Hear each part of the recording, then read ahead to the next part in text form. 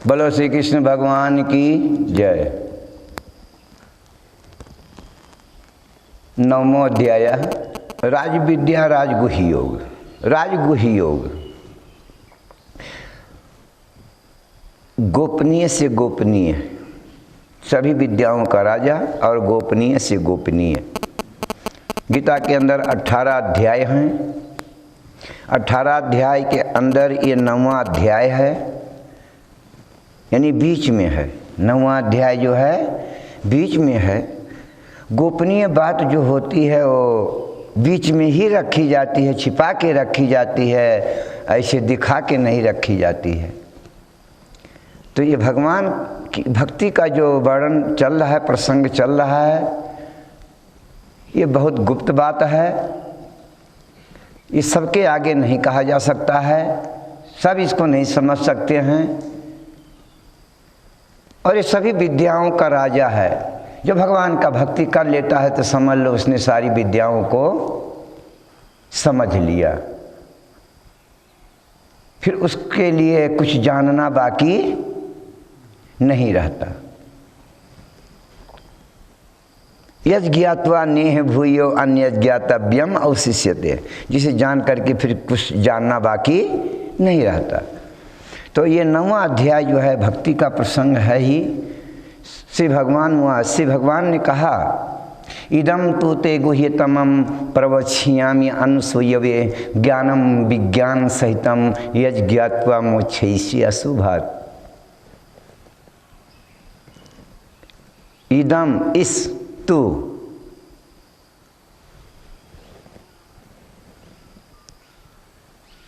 तेरे लिए, ते माने तेरे लिए, तू माने परंतु।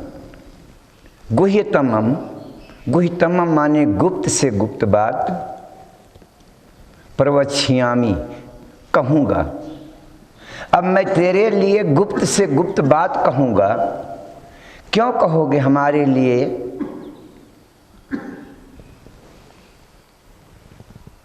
अनसूयवे,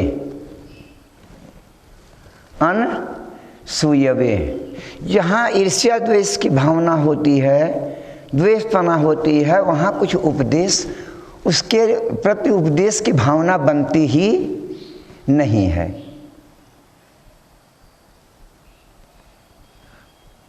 उपदेश की भावना वहीं होती है जहाँ द्वेष दृष्टि ना हो, बल्कि श्रद्धा, जहाँ श्रद्धा भाव होगा वहीं उपदेश की भावना होती है। और जहाँ अनसूयवे, ईर्ष्या रहित, जहाँ ईर्ष्या वगैरह की भावना होती है वहाँ उपदेश आता ही नहीं, छिपी रहती है।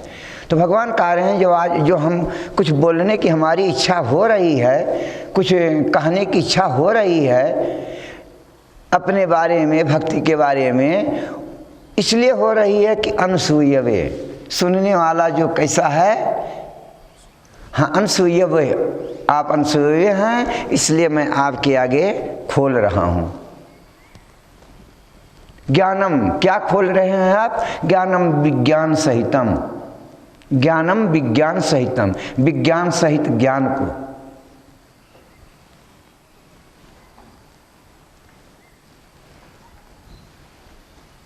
यज् ज्ञात्वम, जिसे जानकर मोक्ष से मुक्त हो जाएगा, अशुभात, अशुभ संसार से। वहाँ भगवान इस संसार को क्या बोले थे अभी? दुखालयम और अशाश्वतम। यहाँ इस संसार के बारे में भगवान किस शब्द का प्रयोग कर रहे हैं?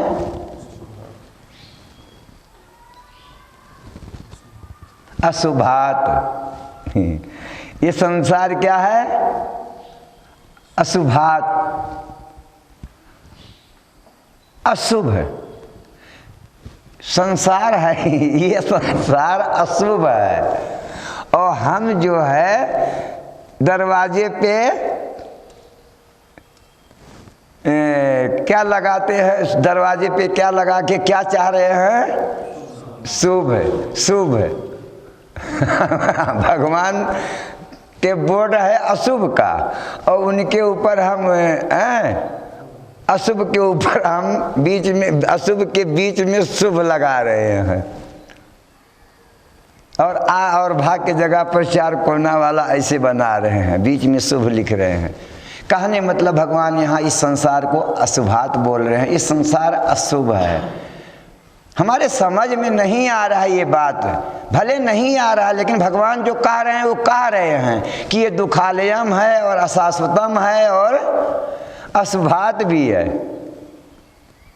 यहाँ कहीं सुबह ही नहीं कार्य, हम वो आँख पे पट्टी बनी हुई है, कुछ दिक्कत हमारे समझ में नहीं आ रहा है।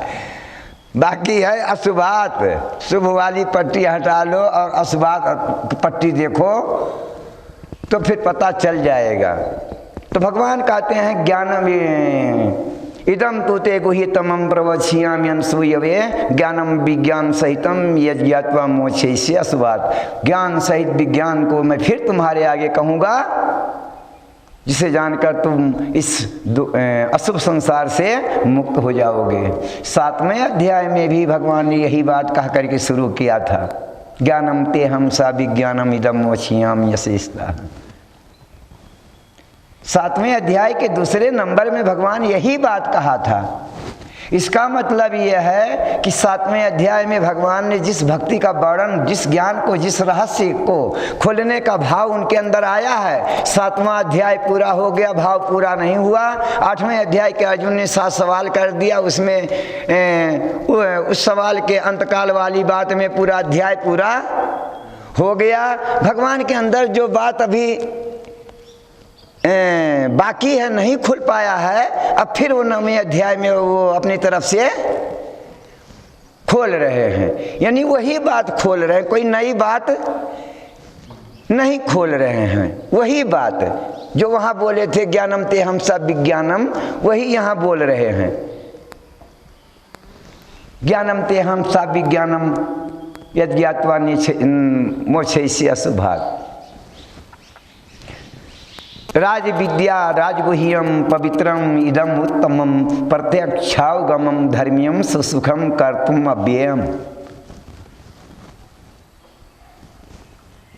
भगवान अपने भक्ति के स्वरूप बता रहे हैं। राज विद्या राजगुह्यम, राज विद्या भगवान की भक्ति सभी विद्याओं का राजा है। राजगुह्यम ये बहुत गुप्त रखने वाली बात है। पवित्रम ये हमें पवित्र करने वाला है, पवित्रों में पवित्र है। उत्तमम उत्तम है। प्रत्यक्ष अवगमम प्रत्यक्ष दिखने वाला है, अनुभव में आने वाला है। खाली ऐसे सुनना है और ऐसे कुछ इसमें है ही नहीं। जैसा जैसा हम भक्ति करेंगे वैसा वैसा उस भक्ति का फल का हमें अनुभव भी होने वाला है। धर्म्यम ये धर्म से ओतप्रोत है। भगवान की भक्ति ही सारे धर्मों का सार है। सुसुखम कर्तुम करने में बहुत सुगम है,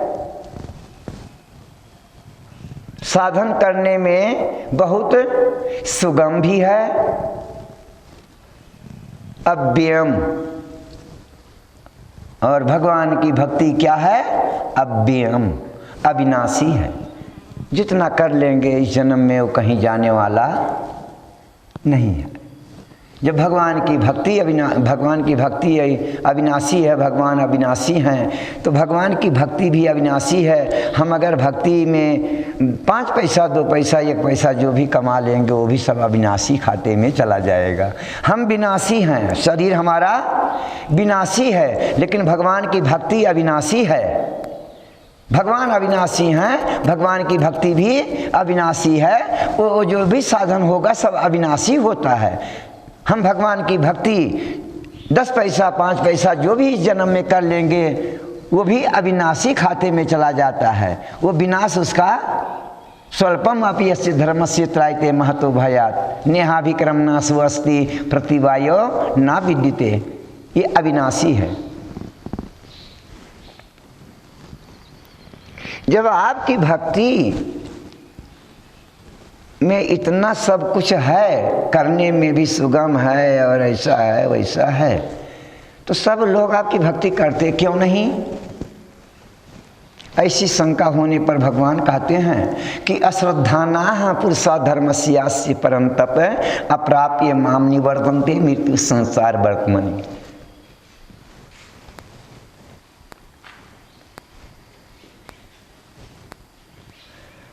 भगवान कारण बता रहे हैं अश्रद्धाना। अश्रद्धाना मतलब हमारी बात के ऊपर उनको श्रद्धा नहीं है, इसी कारण से वो हमारी भक्ति नहीं करते, यानी वो हमको प्राप्त नहीं होते, बल्कि संसार में जन्म मृत्यु को ही प्राप्त होते रहते हैं। अश्रद्धानाः पुरुषा धर्मस्य परंतप, इस यानी भक्ति के मार्ग में वो उनकी श्रद्धा नहीं होती है, हमारी वचनों में या भक्ति में उनकी श्रद्धा नहीं होती, इसलिए वो भक्ति नहीं करते हैं। जब भक्ति नहीं करते हैं संसार में, यानी हमको प्राप्त नहीं होते हैं, तो संसार में भटकते रहते हैं। अब भगवान यहाँ फिर ज्ञान का प्रकरण शुरू कर रहे हैं।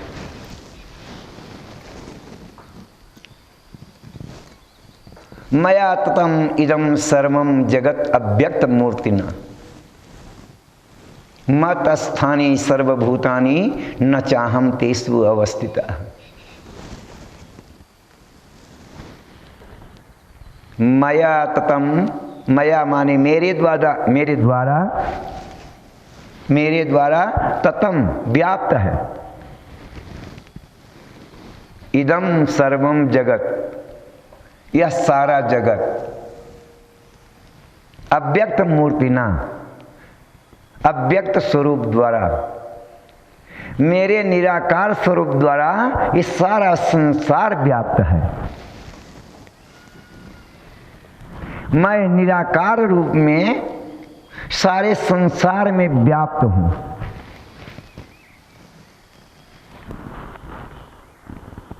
मत स्थानी सर्वभूतानि, सभी जीव इस संसार में, सभी जीव मुझ में स्थित हैं, मेरी शक्ति में स्थित है। ना चाहम तेषु अवस्थितः, लेकिन मैं उनमें स्थित नहीं हूं।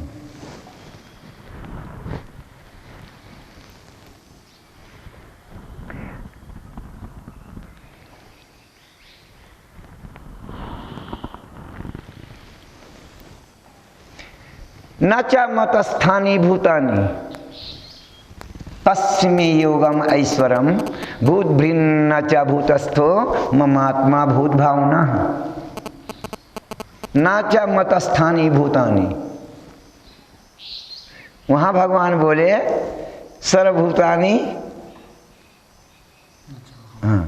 न मतस्थानी, वहां बोले मतस्थानी सर्वभूतानि, और यहाँ क्या बोल रहे हैं, फिर उल्टा कुछ बोल रहे हैं ना। हाँ, ना च मतस्थानी भूतानि, और ये सब जीव मुझ में स्थित भी नहीं है। पश्चिमी योगम ऐश्वरम, अरे तुम मेरी अचिंत्य शक्ति को के प्रभाव को तो देख। ऐश्वरम, योगम ऐश्वरम, योग शक्ति के प्रभाव को तो देख। ये हमारी योग शक्ति का प्रभाव है कि मैं सारे संसार में व्याप्त हूँ, सभी जीव मुझ में स्थित हैं, लेकिन मैं उन वहाँ भी बोले थे भगवान न तेषु न च तेषु अवस्थित, मतलब मैं उनमें नहीं हूँ। मत स्थानी सर्वभूतानि न चाहम तेषु अवस्थितः, जिस समय वहाँ वर्णन किए थे कि सभी जीव मुझ में स्थित हैं, वहाँ भी भगवान ने कहा दिया था कि लेकिन मैं उनमें नहीं हूँ। अब उसी बात को और थोड़ा आगे बढ़ाने के लिए, साफ करने के लिए क्या बोल रहे हैं कि न च मतस्थानी भूतानि, ये जीव भी मुझ में कोई स्थित नहीं है। तो पश्चिमी योगम ऐश्वरम, तू मेरे इस अचिंत्य योग शक्ति के प्रभाव को तो देख, ये सब उसी का खेल है, मेरी शक्ति का ये प्रभाव है। ये भूत भृत ना चा भूतस्थो ममात्मा भूत भावना। इस संपूर्ण सृष्टि का उत्पत्ति, पालन और संहार करने होने पर भी, संपूर्ण सृष्टि का उत्पत्ति, पालन और संहार करने पर भी मैं उनमें नहीं हूँ। क्योंकि अगर मैं उनमें होता तो हमारी भी उत्पत्ति होती, मैं उनमें होता तो मेरा भी पालन होता। कहने मतलब उत्पत्ति करने वाला, पालन करने वाला, संहार करने वाला, ये इस संसार से वो बिल्कुल असंग है। हम ये भगवान अपनी असंगता बता रहे हैं ये इस श्लोक के अंदर, कि संसार में रह करके भी मैं कैसे संसार में नहीं हूँ। मतलब मैं संसार से बिल्कुल, संसार को जो धर्म है उससे मैं बिल्कुल अलग हूँ पूरे संसार में, सभी जीव में, सभी जीव मेरे में भी हैं, फिर भी ये मैं असंग हूँ। संसार के जो सुख दुख है, जन्म मृत्यु, उत्पत्ति पालन प्रलय, ये सब हमारे में नहीं, मैं इससे बिल्कुल अलग हूँ भी और बिल्कुल सबसे अलग हूँ।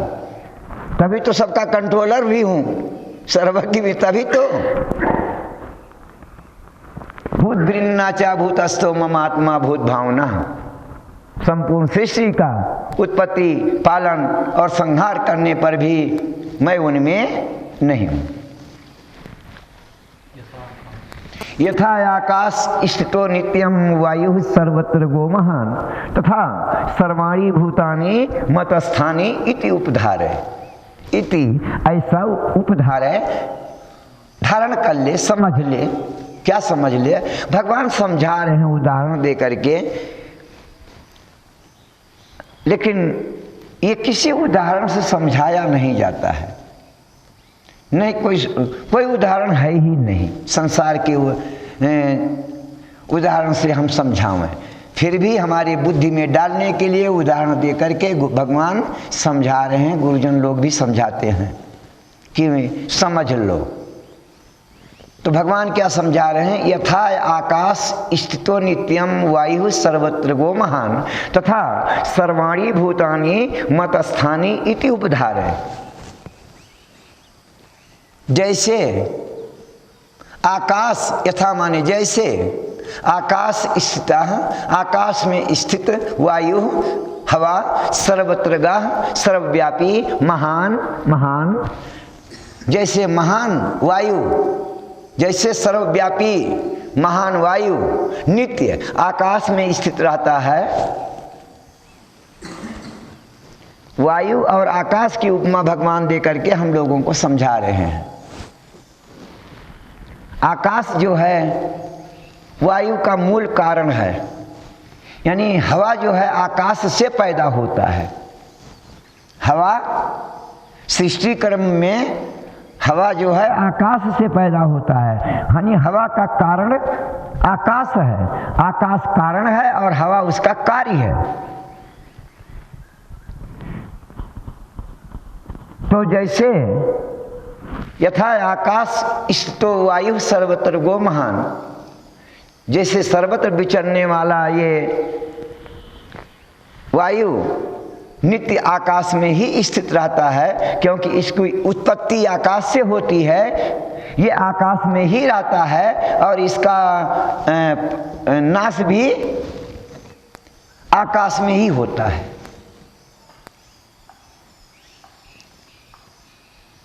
हवा की उत्पत्ति आकाश से होती है।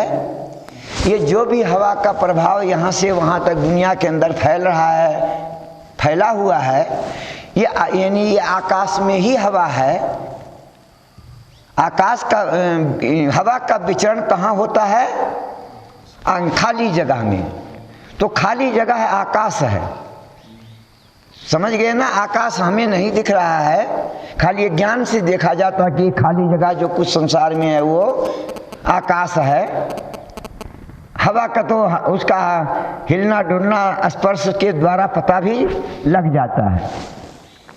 तो भगवान बोल रहे हैं जैसे हवा नित्य आकाश में ही स्थित रहता है, यानी आकाश से पैदा होता है, आकाश में ही विचरण करता है और आकाश में ही लीन हो जाता है।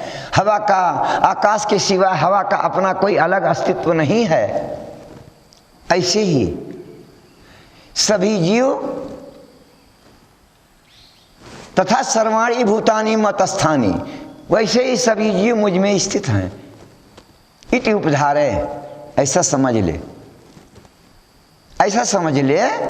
इति उपधारे, ऐसा धारण कर ले, ऐसा समझ ले कि जैसे आकाश से उत्पन्न हवा नित्य आकाश में ही स्थित रहता है, वैसे मुझसे उत्पन्न जीव नित्य मुझ में ही स्थित रहता है।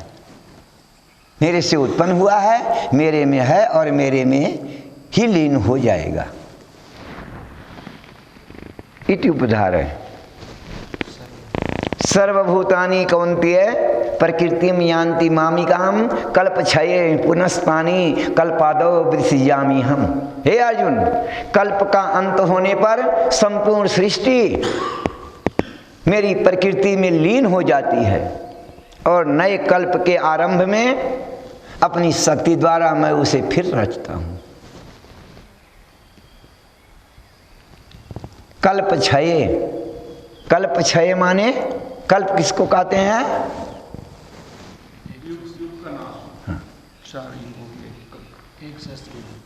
हाँ, ब्रह्मा के एक दिन को कल्प कहा जाता है।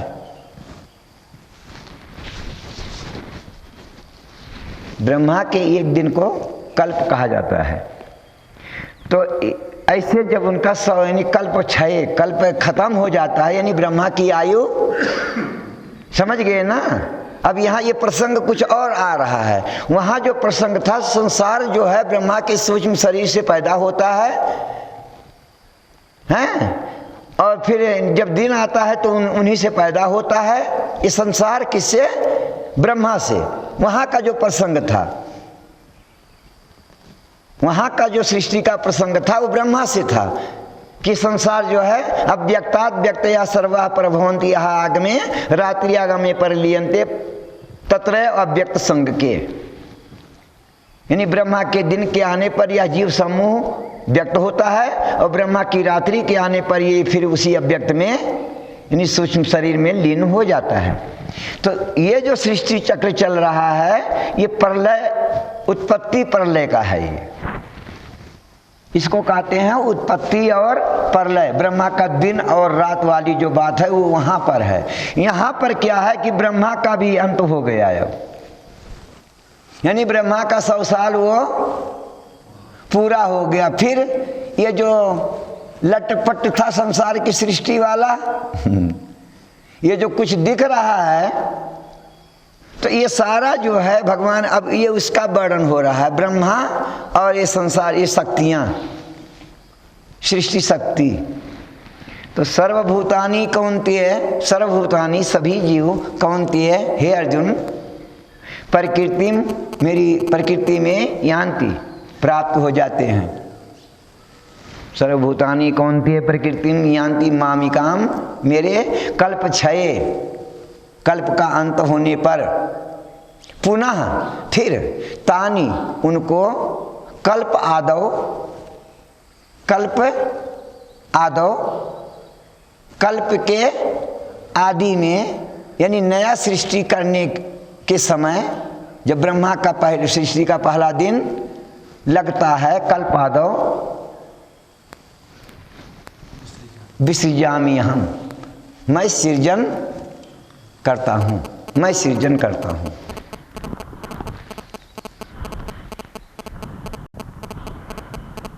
अब इसको समझ ले थोड़ा सा कि इस संसार की सृष्टि का दो शक्ति है, अपरा और परा। ये दो शक्तियों का ये चमत्कार है। इस सृष्टि के सबसे पहले मूल कारण ब्रह्मा होते हैं। भगवान के नाभि कमल से, भगवान विष्णु के नाभि कमल से सबसे पहले ब्रह्मा की उत्पत्ति होती है और ब्रह्मा से संसार की उत्पत्ति होती है। ये मोटे रूप में यही है कि भगवान विष्णु के नाभि कमल से ब्रह्मा की उत्पत्ति होती है और ये सारा संसार ब्रह्मा से उत्पन्न होता है। यानी इस सृष्टि के मूल कारण हाँ भगवान विष्णु नारायण ही हैं। मूल वो हो गए और ये इधर दिखने में तो ब्रह्मा ही दिखेंगे, लेकिन ब्रह्मा के भी मूल कारण भगवान नारायण विष्णु हैं। तो जिस समय ब्रह्मा का भी 100 साल पूरा हो जाता है, यानी इस सृष्टि का जो ब्रह्मा का 100 साल माने सृष्टि का जो बनाया हुआ है नियम, ये जब पूरा हो जाता है एक चक्र, तो ये सारा जैसे अब हम मर जाएंगे प्रलय में माने सब मर जाएंगे। 84 लाख योनियों में जो जहाँ है जैसा है, जिस स्वभाव को लिया हुआ है, जिस परिस्थिति में है, सब इस समय जैसे हैं, ये जब जैसे हम मर जाएंगे महाप्रलय में, तो हमारा ये जो संस्कार है इस समय हम मर जाएंगे, शरीर मर जाएगा, लेकिन मेरा वो संस्कार जो अभी का है ये नहीं मरेगा। तो वो जीव जो है उसका संस्कार को लेकर के फिर ये प्रलय में रहेगा। वो जीव अपने संस्कार को लेकर के उतना समय प्रलय में रहेगा, लेकिन उसका संस्कार अपने जगह पर ही रहेगा। वो प्रलय में है, लेकिन जो संस्कार है उसका स्वभाव है वो वहाँ पर सोया रहेगा संस्कार। फिर जब नया सृष्टि का समय आएगा, एक समय आता भी है, बीज भी आप डाल दोगे तो उसका गिनती होगा कि चना कितने दिन में आज डाल दिया तो कितने दिन में चना का अंकुर जमीन से बाहर आ जाएगा। गेहूं आज डाल देंगे तो कितने दिन में उसका अंकुर यानी जमीन से बाहर आ जाएगा। सबका अलग अलग है। मतलब ऐसा है कि क्रम से जो है जब अंकुर पड़ जाता है तो क्रम से बाहर आता ही है। कुछ ऐसे भी बीज होते हैं ज़मीन के अंदर, जैसे इस समय क्या है, चतुर्मास का समय आ रहा है और इस समय का घास कुछ अलग ढंग का होगा। और आप ठंडी के सीजन में देखोगे गेहूं के खेत में तो घास कुछ अलग ढंग का होगा। जो ये घास दिख रहा है ये नहीं होगा, उस समय का घास कुछ और होगा। किसान बोता नहीं है कि वो बो के रखा है जब गेहूं काटा कि भैया तो अगली साल जब फिर गेहूं बोऊंगा तब हो जाना। वो होता है, यानी अगली साल का वो बीज संस्कार रूप में अभी उस खेत में पड़ा हुआ है, उसका संस्कार उस खेत में है। अभी वो धीरे धीरे क्रम में चल रहा है। जैसे ही वो ठंडी का सीजन आएगा, गेहूं का फसल का समय आएगा और वो घास अपने आप अभी सोया हुआ है, क्योंकि अभी उसका समय खेत में है। वो बीज पानी मिल रहा है, सब कुछ मिल रहा है, लेकिन अभी वो उगेगा नहीं, अभी उसका सोने का ही समय है। जब उसका समय आ जाएगा तो अपने आप वो उग जाएगा, किसान चाहे या ना चाहे। तो ऐसे ही हम सब संस्कार को लेकर के भगवान में लीन हो जाते हैं। वहां पर ब्रह्मा में लीन होना था, वहां पर हमारा ये सारा संस्कार ब्रह्मा में लीन होता था। अब यहाँ ब्रह्मा और ये लटपट सारा यानी सब भगवान में अब लीन हो रहा है। इस श्लोक में 9वें अध्याय के 7वें श्लोक का जो वर्णन है ये महाप्रलय का वर्णन हो रहा है। वहाँ प्रलय का वर्णन था, उत्पत्ति और प्रलय। यहाँ उत्पत्ति का आदि कारण और महाप्रलय की ये बात हो रही है। सर्वभूतानि कौन्तेय प्रकृति में यान्ति मामिकाम कल्प क्षये पुनस्तानि कल्प आदौ विसृजामि हम प्रकृतिम स्वाम अवष्टभ्य विसृजामि पुनः पुनः भूतग्रामम इमं कृष्णम अवसम प्रकृतेर्वसात्। अवसम प्रकृतेर्वसात्, अवसम माने विवश हुआ, प्रकृति वसात माने प्रकृति के वश में से विवश हुआ। इस जीव को हम अपनी शक्ति के द्वारा फिर उसकी रचना करता हूँ। मतलब जिसका जैसा स्वभाव है, जिसका जैसा संस्कार है, खेत के अंदर अनेक प्रकार के बीज बोए हुए हैं, जिसका जैसा स्वभाव है वैसा समय है, वो अपने अपने समय पे निकलेगा, अपने अपने स्वभाव के अनुसार उसमें फूल पत्ती फल सब लगेंगे।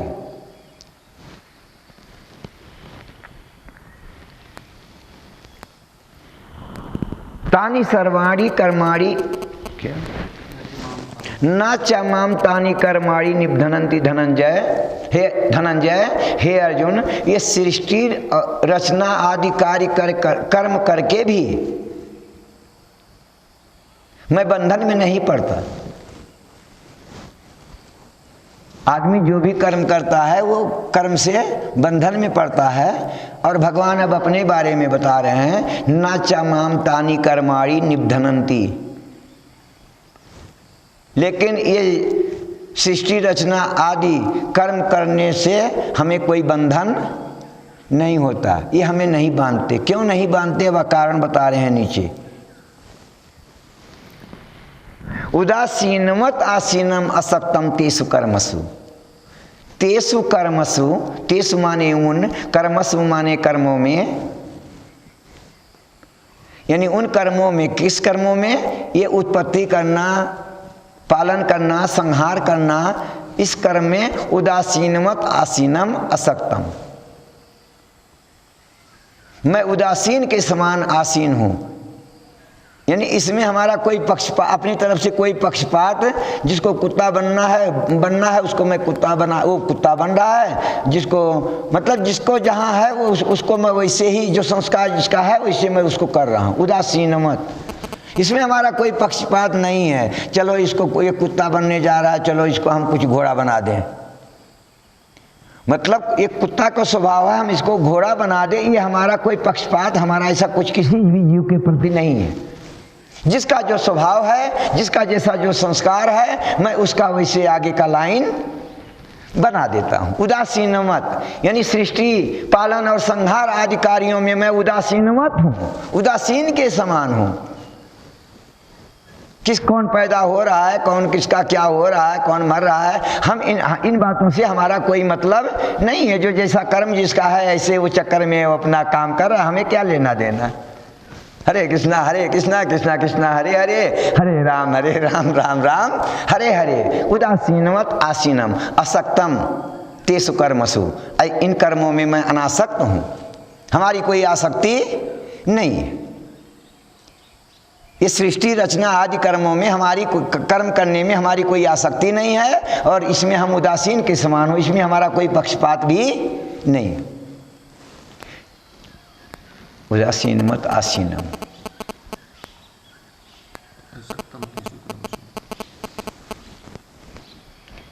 तो जब उदासीन मत आसीनम, तो ये हो कैसे रहा भाई? सृष्टि का, संसार का उत्पत्ति, ये सब हो कैसे रहा है जब आप कुछ करते नहीं?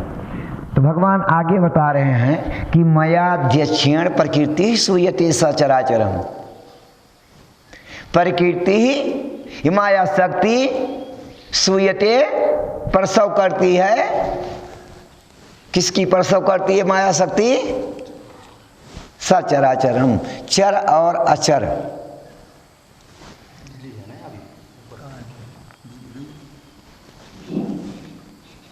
चर और अचर सहित, चर और अचर सहित संपूर्ण सृष्टि की रचना कौन करती है? प्रकृति, माया शक्ति, अपरा प्रकृति। लेकिन करती कैसे है? ये ऐसी शक्ति है भगवान की, अपरा शक्ति जड़ है। ये जो शक्ति है, पृथ्वी जल वायु आकाश, ये जो सब दिख रहा है, ये सब क्या है? जड़ है। इसके अंदर करने की शक्ति नहीं है। निजी इसकी अपनी कहीं एक अंश भी करने की शक्ति नहीं है। तो ये कैसे हो रहा? मयाध्यक्षेण, मेरी अध्यक्षता में, मेरी अध्यक्षता में, मयाध्यक्षेण प्रकृति सूयते सचराचरम। मेरी अध्यक्षता में प्रकृति चराचर जीवों की रचना करती है। इसमें प्रधानता प्रकृति की नहीं आ रही है, प्रधानता किसकी आ रही है? हाँ, अध्यक्षता की, अध्यक्षता की। मयाध्यक्षेण, मेरी अध्यक्षता में ये प्रकृति चराचर जीवों की रचना कर रही है। हेतुना नेन कौन्तेय जगत परिवर्तते। हेतु अनेन कौन्तेय, हेतु अनेन, अनेन माने हेतु माने कारण, और अनेन माने हाँ इसलिए जगत परिवर्तित, बार बार ये संसार उत्पत्ति और प्रलय में चल रहा है। कारण बता रहे हैं। अब हेतु माने कारण, संसार की उत्पत्ति और प्रलय का कारण प्रकृति ही नहीं है, यानी मैं भी नहीं हूं हैं और प्रकृति भी नहीं है। तो प्रकृति भी है और मयाध्यक्षेण प्रकृति सूयते सचराचरम, यानी प्रकृति भी है और मैं भी हूं, यानी मैं करता हूं लेकिन अपनी उस प्रकृति की शक्ति को लेकर के करता हूं। जो मैं बोलेंगे तो ये समझ लीजिए कि मैं वो शक्ति को लेकर के ही भगवान मैं बोलते हैं। तो यहाँ भगवान बोल रहे हैं मयाध्यक्षेण प्रकृति सूयते सचराचरम हेतु अनेन, हेतु अनेन, ये दो कारण हैं, यही हेतु कारण मतलब कारण है, यानी मेरी अध्यक्षता और प्रकृति का कार्य करना, संसार की उत्पत्ति पालन और संहार करना। लेकिन उसमें प्रधानता किसकी है?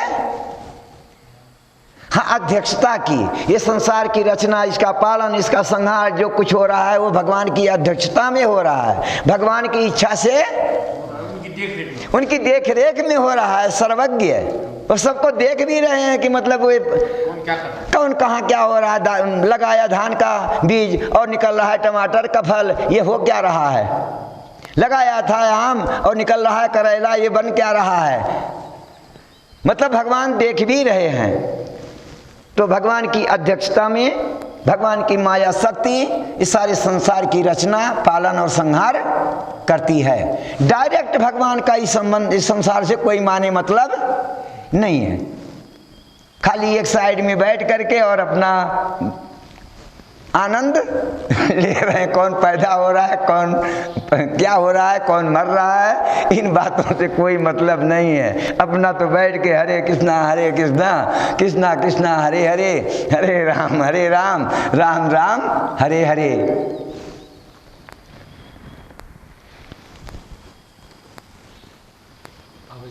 अवजानन्ति मां मूढ़ा मानुषीं तनुम आश्रितं परम भावम अजानन्तो मम भूत महेश्वरम।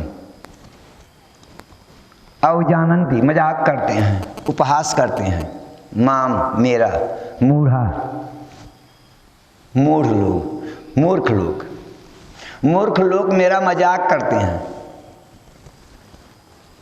अवजानन्ति मां मूढ़ा मानुषीम तनुम आश्रितम, मानुषीम माने मनुष्य रूपी, तनुम माने शरीर को, आश्रितम माने पाने पर।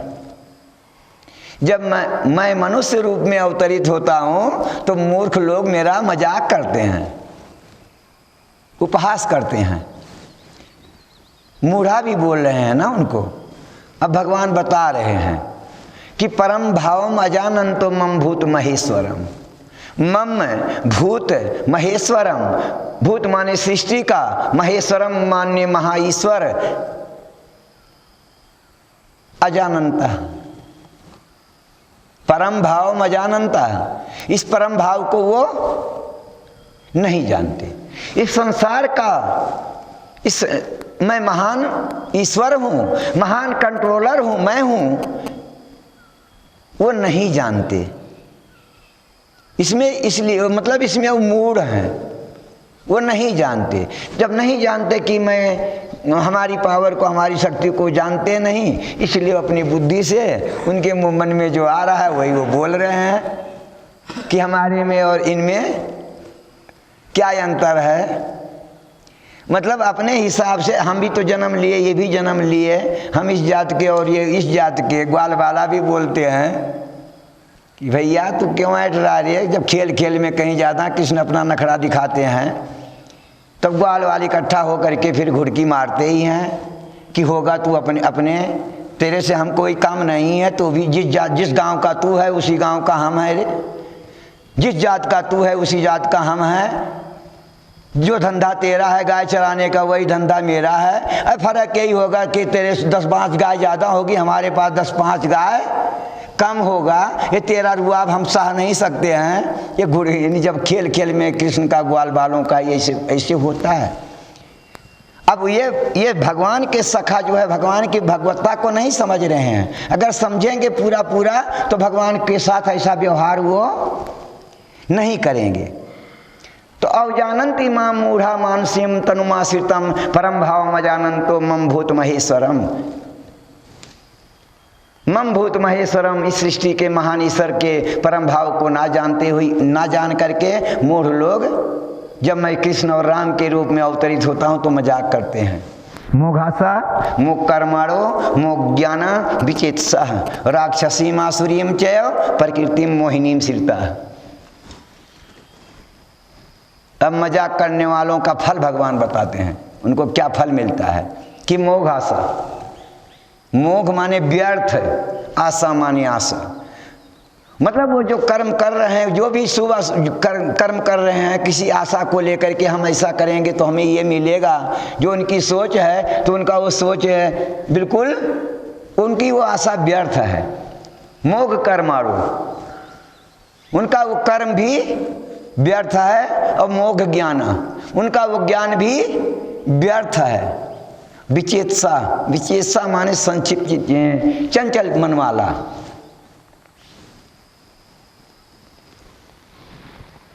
मोघासा मोह कर्माणो मोघ ज्ञान विचेतसा राक्षसीम आसुरीम चैव प्रकृतिम मोहिनीम श्रिता। राक्षसीम आसुरीम चैव प्रकृतिम मोहिनीम श्रिता। उनका स्वभाव कैसा होगा? राक्षसी और आसुरी और मोहिनीम श्रिता। वो मोह के बिल्कुल बहुत मोह में फंसे होंगे, मोह जाल समावृता, मोह रूपी जाल में वो बंधे होंगे।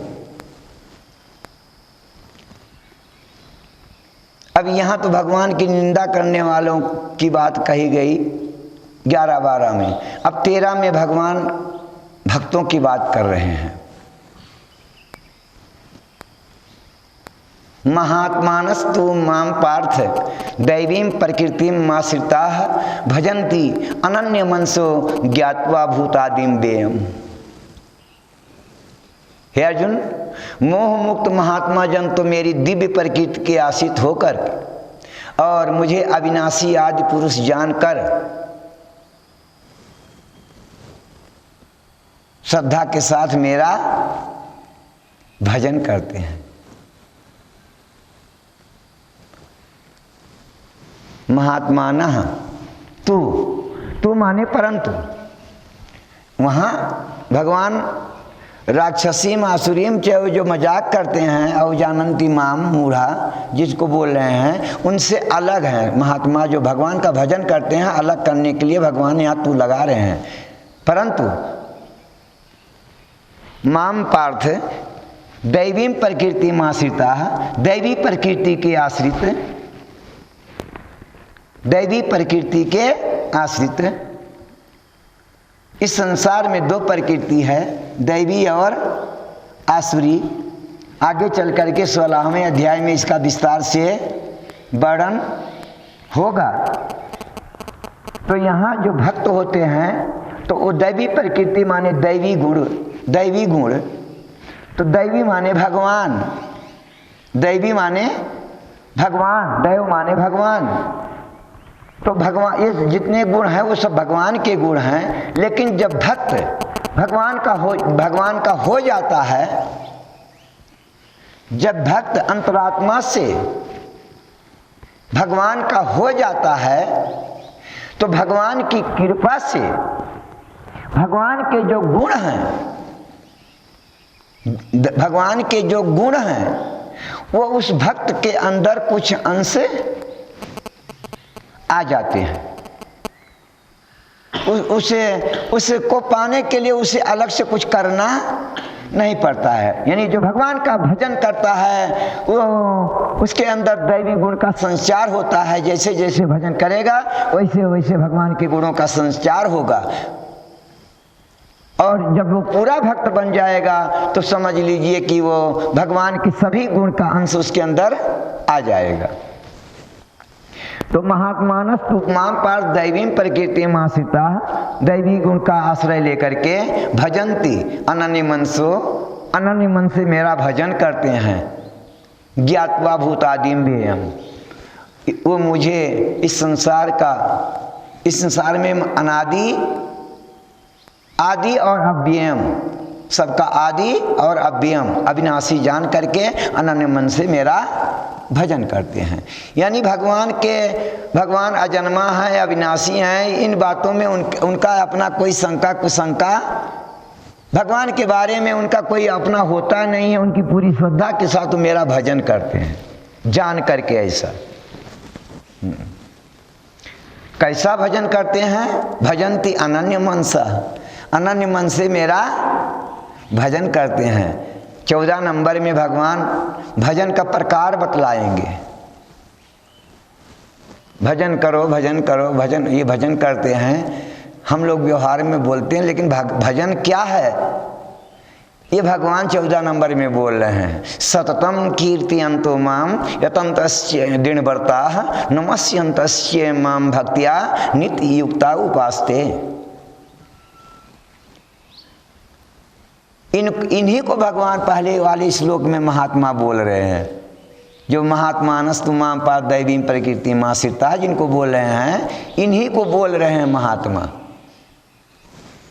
तो एक कैसा भजन करते हैं? सततम कीर्तयन्तो माम, सतत मेरे नाम का कीर्तन करते हैं। सतत वही रोज और लगातार। सततम कीर्तयन्तो माम, सतत मेरे नाम का कीर्तन करते हैं। हरे कृष्णा कृष्णा कृष्णा हरे हरे, हरे राम राम राम हरे हरे, हरे कृष्णा कृष्णा कृष्णा हरे हरे, हरे राम राम राम हरे हरे।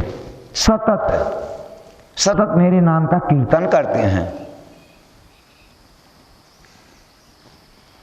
यतन्तस्य दृढ़व्रता, और क्या करते हैं? यतन्तः क्या?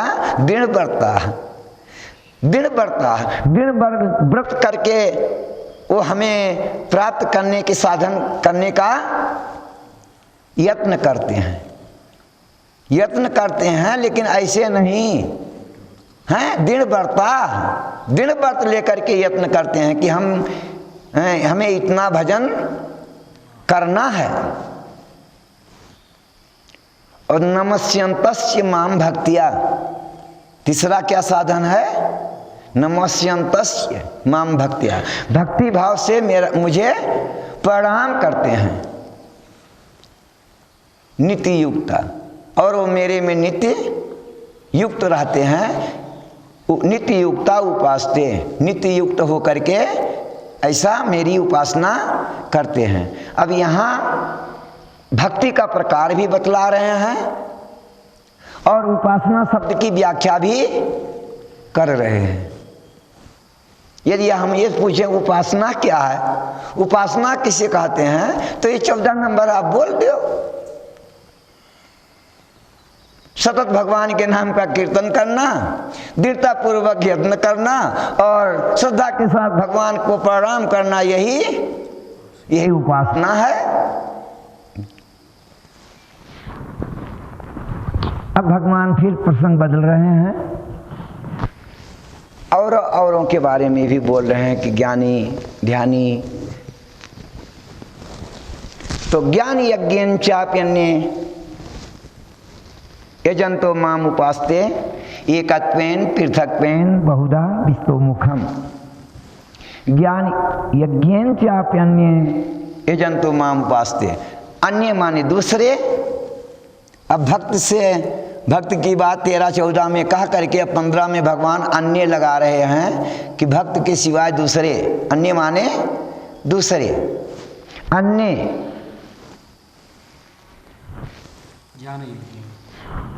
ज्ञानेन चाप्यन्ये यजन्तो माम उपास्ते, दूसरे ज्ञान यज्ञ के द्वारा मेरी उपासना करते हैं। एकत्वेन पृथक्त्वेन बहुधा विस्तोमुखम, कोई एकत्व रूप में, पृथक्त्वेन कोई अलग रूप में और कोई विश्वमुखम, कोई विश्व रूप में, यानी कोई ब्रह्म भाव से एकत्वेन माने ब्रह्म भाव हो गया इसमें, पृथकवेन माने देव रूप में पृथकवेन अपने से देवता को, मतलब हमसे देवता को अलग समझ करके पृथकवेन, और कोई कोई बहुधा विश्वमुखम, विश्व रूप में, विश्व रूप के भाव से, कोई देव रूप में, कोई ब्रह्म रूप में, कोई विश्व रूप में भी मेरी उपासना करते हैं। अहम क्रतु अहम यज्ञ स्वधा अहम अहम औषधम मंत्रो अहम अहम योवाज्यम अहम अग्नि अहम होतम। सब कुछ मैं हूं। चेतन की बात यहां नहीं हो रही, सब जड़ है ये। चेतन तो सब कुछ भगवान के, हम ममय वांसा आगे चल के आएगा, हम सब भगवान के ही अंश हैं, लेकिन जड़ को भी भगवान बोल रहे हैं सब मैं ही हूँ। वही उदाहरण आएगा इसमें, जो भगवान ने ब्रह्मा ने जो गायों का बच्चों का हरण किया है, तो भगवान ऐसे ही गाय बछड़े भी हो गए, ऐसे उसके रस्सी हो गए, वैसे कलर हो गए, यानी जड़ चेतन सब कुछ वही हो गए। तो उसी वैसे ही यहाँ पर भगवान बोल रहे हैं अहम क्रतु, कर्मकांड मैं हूँ, अहम यज्ञ, यज्ञ भी मैं हूँ, स्वधा अहम, स्वधा माने हाँ तर्पण वाला, तर्पण वो मैं हूँ, अहम औषधम, हवन सामग्री भी मैं हूँ, मंत्रो अहम। अब ये सब लगता है हवन में, हाँ, तो जो लगता है छोड़ कुछ नहीं रहे हैं, भगवान जो भी हवन में लग रहा है छोड़, किसी का नाम छोड़ नहीं रहे हैं। पहले तो अहम कर्तु कर्मकांड मैं हूँ, अब कर्मकांड में तो यज्ञ आएगा, तो यज्ञ भी मैं हूँ, तो वो यज्ञ के लिए जो स्वधा है वो भी मैं हूँ। अब स्वधा में मतलब जो सामग्री पड़ रहा है, यज्ञ में सामग्री जो पड़ता है वो भी मैं हूँ। फिर यानी सामग्री से काम नहीं होता, उसके लिए मंत्र पढ़ा जाता है, तब सामग्री डाला जाता है, ऐसे नहीं बनाया और डाल दिया। तो मंत्र भी, मंत्रो अहम अहम यो आज्यम, आज्यम माने घी भी मैं हूँ, हाँ, मंत्रो अहम अहम योवाज्यम, अहम अग्नि अहम होतम, और अग्नि भी मैं हूँ और वो आहुति भी मैं हूँ। यहाँ भगवान इस श्लोक के अंदर अहम शब्द का प्रयोग 8 बार किए हैं। अहम क्रतु अहम यज्ञ स्वधा अहम अहम औषधम मंत्रो अहम अहम योवाज्यम अहम अग्नि अहम होतम। 8 बार उन्हें अहम अहम अहम अहम, आधा श्लोक तो उनके अहम में चला गया और आधा श्लोक उसकी व्याख्या में गया। अहम अहम को 8 बार करो तो एक लाइन तो पूरा हो ही गया ना।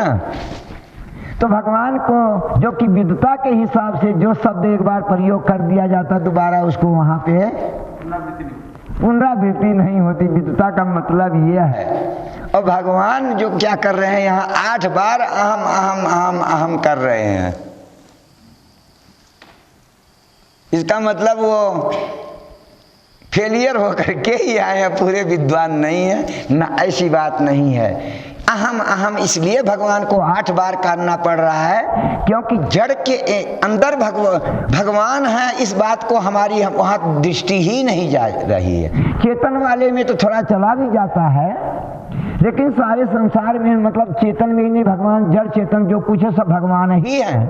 वासुदेवा सर्वम, सब कुछ भगवान है। भगवान के सिवाय इस संसार में दूसरा कोई तत्व है ही नहीं। इस तरफ हमारी दृष्टि नहीं जाती है। उधर दृष्टि ले जाने के लिए भगवान चेतन की जगह पर यहाँ अब जड़ की कर रहे हैं वर्णन कि ये जड़ में भी मैं ही हूँ, हमारे सिवाय ये जड़ भी कोई तत्व है ही नहीं। इसलिए उनको 8 बार यहाँ अहम अहम करना पड़ा है। अगले श्लोक में शायद एक बार भी ना बोले। बोलो श्री कृष्ण भगवान की जय। अगला श्लोक है एक बार बोलेंगे। हाँ, यहाँ 8 बार बोले, अब अगले श्लोक में एक बार ही हम बोलेंगे। क्यों एक बार बोलेंगे? क्योंकि वहाँ हम मानने के लिए मजबूर हो जाते हैं। उस शब्द में हमें ज़्यादा विचलित नहीं होंगे, मानना ही पड़ता है, मान लेते हैं हम। इसलिए भगवान ये कई बार अहम कर करके और हमें मना रहे हैं। और वहाँ जहाँ हम नहीं मान रहे हैं वहाँ भगवान को 8 बार अहम करना पड़ा है मनाने के लिए। तो पिता अहम अस्ति जगतो, माता धाता पितामह, वेद्यम पवित्रम ओंकार, ऋक्साम यजुर्यौ च। पिता अहम अस्ति जगता, अस्य जगता, इस जगत का अहम पिता, मैं पिता हूँ, सारे संसार का मैं पिता हूँ। मैं सारे संसार का पिता हूँ। अच्छा, हाँ, अब माता कहाँ है? माता तो माता भी मैं ही हूँ। और धाता, धाता माने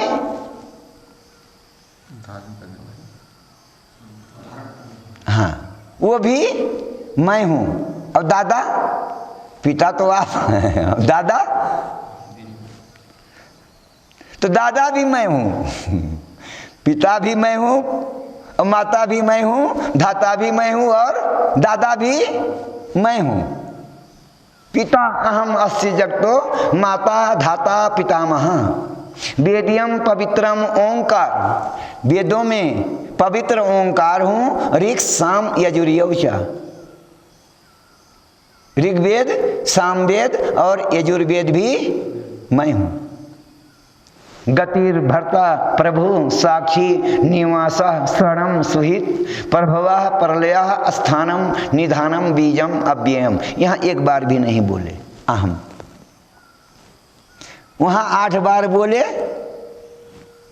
16 में, 17 में एक बार बोले अहम, और यहाँ एक बार भी नहीं बोले। क्यों? यहाँ तो हम पूरा एक शब्द को फिर हमें शंका नहीं बनेगी, इसलिए यहाँ भगवान को बोलना नहीं पड़ा है। क्या बोल रहे हैं? गति।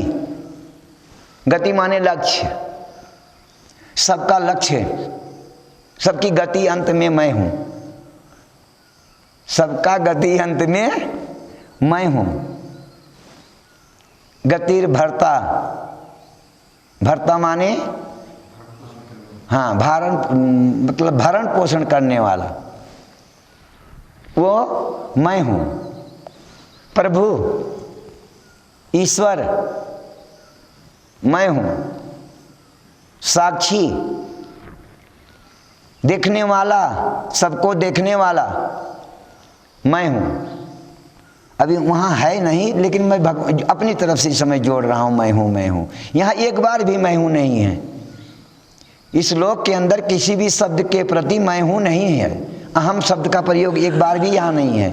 लेकिन अब हमें तो हम अपने आप को इसमें एक शब्द भी नहीं कर सकते, इसमें से एक मैं भी हूँ। जितनी बातें भगवान जिन शब्दों का प्रयोग कर रहे हैं उसमें मैं अपने आप के ऊपर एक भी शब्द नहीं घटा सकता हूँ कि इसमें से 1 या 2 मैं भी हूँ। इसमें सारे शब्द हमें मानना ही पड़ रहा है कि सब भगवान की बातों के लिए। तो गतिर्भर्ता प्रभु साक्षी निवास स्थान, सारे जीवों का निवास स्थान, मतलब सारे जीव मुझ में ही हैं, मेरे में हैं, उनका निवास स्थान मैं हूँ।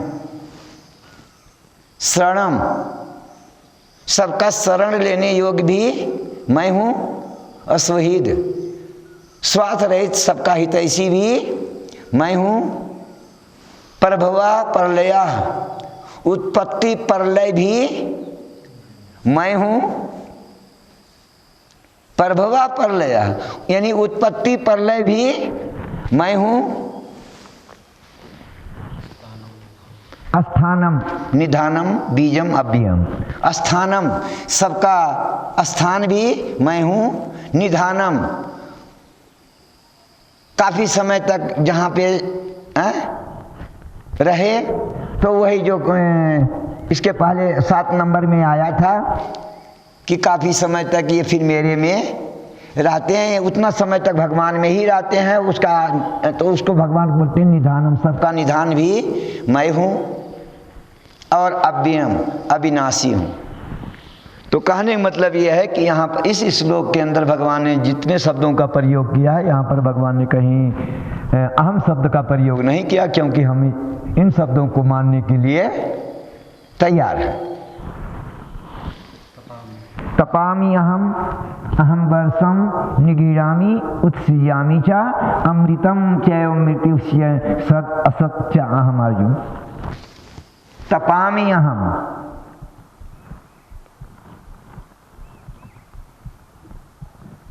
तपामि अहम, अहम वर्षम निगीरामि उत्सीयामि च। मैं ही सूर्य रूप से जगत को तपाता हूँ, मैं ही सूर्य के रूप में जगत को तपाता हूँ, यानी गर्मी देता हूँ। अहम वर्षम निगीरामि उत्सीयामि च, मैं ही सूर्य के रूप में जगत को तपाता हूँ, वर्षा का जमीन से आकर्षण करता हूँ, यानी सूर्य के किरण से ही ये दिखता है, मतलब मालूम है कि सूर्य का किरण के माध्यम से ही ये जो भाप नीचे से निकल रहा है, पानी ही है ये जो दिख रहा है भाप ना, ये बादल। तो ये ऊपर से सूर्य के किरण के माध्यम से यहाँ से वो पानी का भाप के माध्यम से वो लेके जाता है वो किरण, और ऊपर जा कर के फिर वही बूंद के रूप में हो जाता है। यहाँ भाप है, वो दिख नहीं रहा, पानी नहीं दिख रहा है, लेकिन है पानी का ही एक रूप, भाप भी पानी का ही एक रूप है। आगे जा करके ऊपर जा करके फिर वही उसका रूप बन जाता है, मिल करके वो बादल इकट्ठा होकर के बूंद बन जाता है, यानी पानी बन जाता है, दिख जाता है, और फिर वहाँ से वो टपक के यहाँ नीचे पड़ता है। तो भगवान कहते हैं कि सूर्य रूप से मैं ही जगत को तपाता हूँ, धरती से वर्षा का आकर्षण करके फिर उसे धरती पर बरसाता हूँ। अमृतम चैव मृत्युस्य, अमृत और मृत्यु भी मैं हूँ। और सत असत्य अहम अर्जुन, हे अर्जुन सत भी मैं हूँ और असत भी मैं हूँ। अब इस ये कहने का भाव ये है कि संसार में मेरे सिवाय कुछ और दूसरा तत्व है ही नहीं।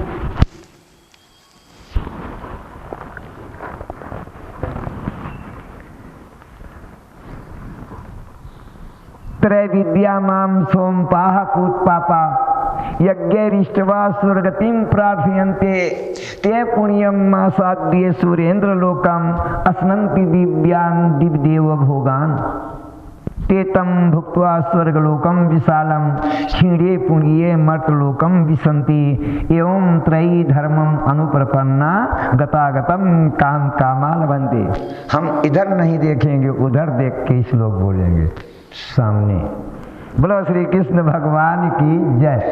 इस श्लोक में भगवान कर्मकांडी लोगों को क्या मिलता है उसका वर्णन कर रहे हैं। इस श्लोक में कर्मकांड का क्या फल होता है इसका वर्णन हो रहा है। त्रय विद्या, तीनों वेदों को जानने वाले, तीनों वेदों को जानने वाले, सोमपाह सोम रस को पीने वाले, पूत पापा जिनके शुभ कर्म करके पाप नष्ट हो जाते हैं,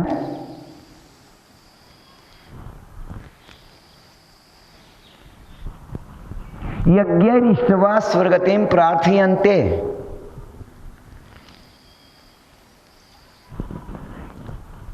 यज्ञों के द्वारा मेरी पूजा करते हैं, स्वर्गतिं प्रार्थयन्ते। तीनों वेदों को जानने वाले महाआचार्य जी, सोम रस को पीने वाले पूत पापा, पवित्र विचार वाले, यज्ञों के द्वारा मेरी पूजा करते हैं। यज्ञ इष्टवा स्वर्गतिं प्रार्थयन्ते, स्वर्गतिं प्रार्थयन्ते, वो स्वर्ग की प्राप्ति के लिए मेरी प्रार्थना करते हैं कि हे भगवान, यहाँ तो ब्राह्मण बन के इतना विद्या कर करके यज्ञ करके इतना ही मिल रहा है, और वो जो स्वर्ग वाला सुख है अब हम वही चाह रहे हैं। मतलब इससे अधिक सुख है वहाँ पर, अधिक मतलब है, सब कुछ अधिक है, सैकड़ों गुना अधिक है। पृथ्वी से स्वर्ग का सुख सैकड़ों गुना अधिक है। जब वो त्रय विद्या वाले, तीनों वेदों को पढ़ने वाले विद्वान जब देखेंगे, वहाँ देखते हैं ना कि ऐसा करेंगे, यज्ञ करेंगे तो फिर वहाँ स्वर्ग में जाएंगे, और वहाँ ये उपवन है, वहाँ ऐसा ऐसा है, वहाँ पे ऐसा है, वहाँ वैसा है, सारा भोग हम सब भोग करेंगे। तो ऐसा साधन करते हैं वो, यहाँ स्वर्ग जाने का यहाँ पासपोर्ट बनाने में लग जाते हैं, यानी यज्ञ करते हैं और फिर मेरी प्रार्थना करते हैं। स्वर्गतिं प्रार्थयन्ते, प्रार्थना गिड़गिड़ाते हैं। प्रार्थना क्या करते हैं? मतलब गिड़गिड़ाते हैं, हमारे आगे हाथ जोड़ करके यज्ञ करके फिर हमसे प्रार्थना करते हैं, मतलब गिड़गिड़ाते हैं, उस सुख को पाने के लिए हमारे आगे प्रार्थना करते हैं।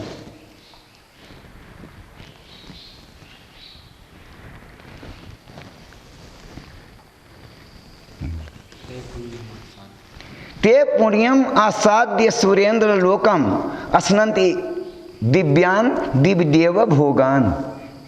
ते पुण्यम, ते वे पुण्यम, पुण्य को आसाद्य प्राप्त करके, यानी जो यज्ञ कर रहे हैं उस यज्ञ के पुण्य को प्राप्त करके, सुरेंद्र लोकम, देवलोक को, अस्नंति भोगते हैं, देवलोक में भोगते हैं,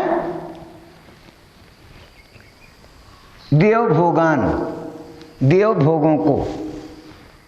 अपने पुण्य फल से यहाँ नीचे यज्ञ करेंगे, यज्ञ करके उसके पुण्य फल को लेकर के वो स्वर्ग जाएंगे।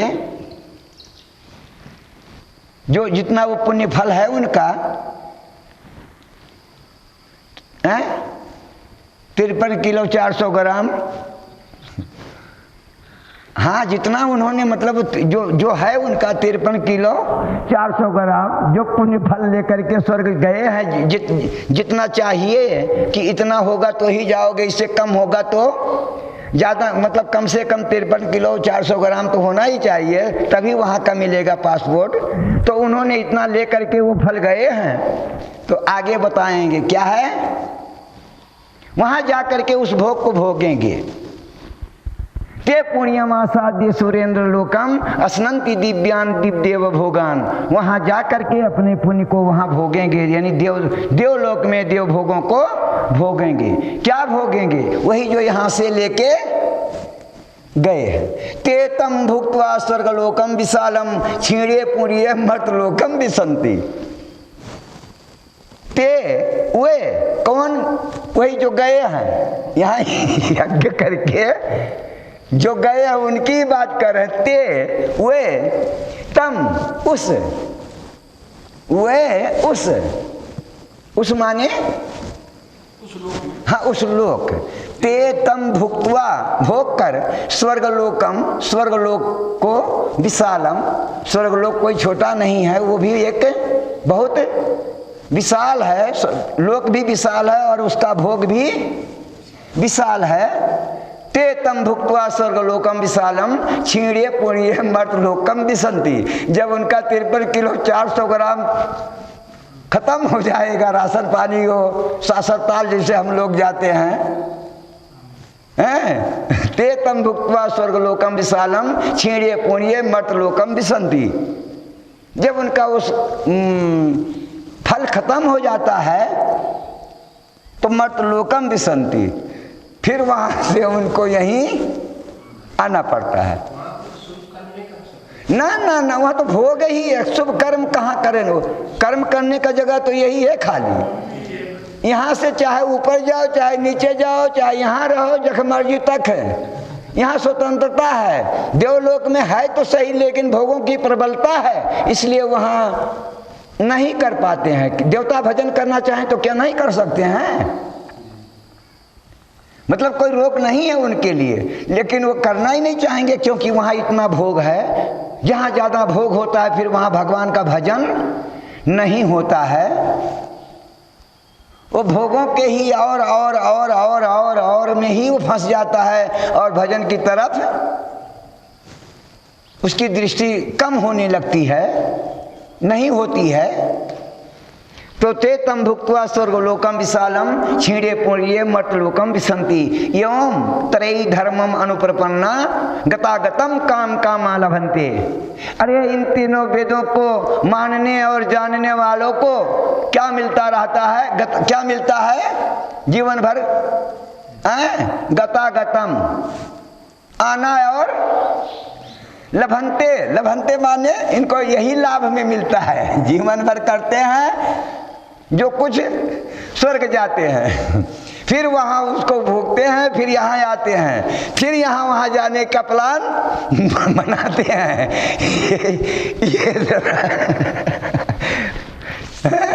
गता गतम काम कामा लभन्ते। उनको क्या लाभ मिलता है? गता गतम, आना और जाना।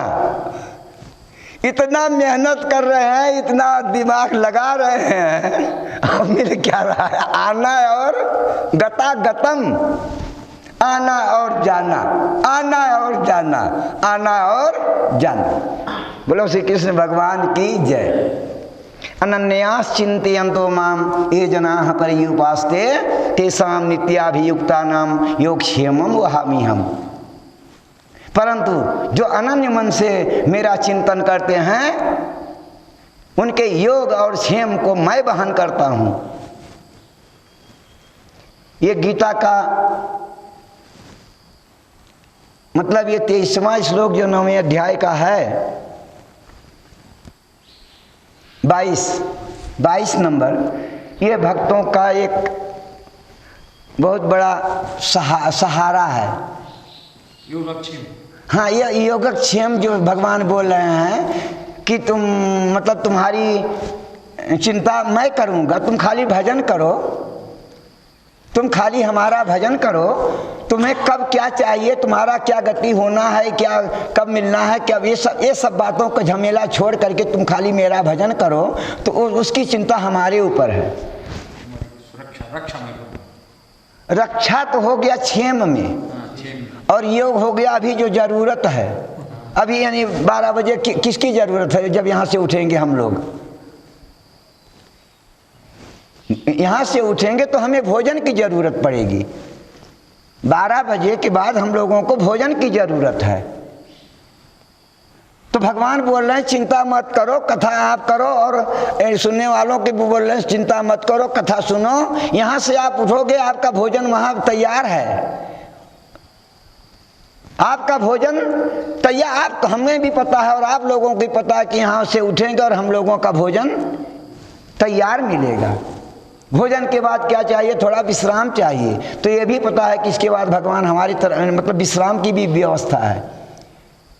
मतलब हमें कब क्या चाहिए इसको कहते हैं, उसको मिला देना योग है। जब जिस समय जो चीज़ की ज़रूरत है उसको मिला देना, ये हो गया योग। और मिले हुए को फिर संभालना या संभाल के रखना, ये हो गया क्षेम। क्षेम भगवान का काम है और योग भक्त का काम। भक्त भगवान से जुड़ेगा तभी तो ना। इस समय इस योग का अर्थ भक्त का नहीं है। योग माने जोड़ना, मिलाना, मिलाना मतलब हमें भोजन की जरूरत है तो भोजन की व्यवस्था भगवान को कर देना, कपड़े की जरूरत है तो कपड़े की व्यवस्था भगवान को कर देना। यानी हमें जिस समय जिस चीज़ की जरूरत, जैसे एक छोटे से बच्चे के लिए माँ की बात है, माँ जो है बच्चे का योगक्षेम करती है। ये अपि अन्य देवता भक्ता यजन्ते श्रद्धयान्विता ते अपि मामेव कौन्तेय यजन्ति अविधि पूर्वकम।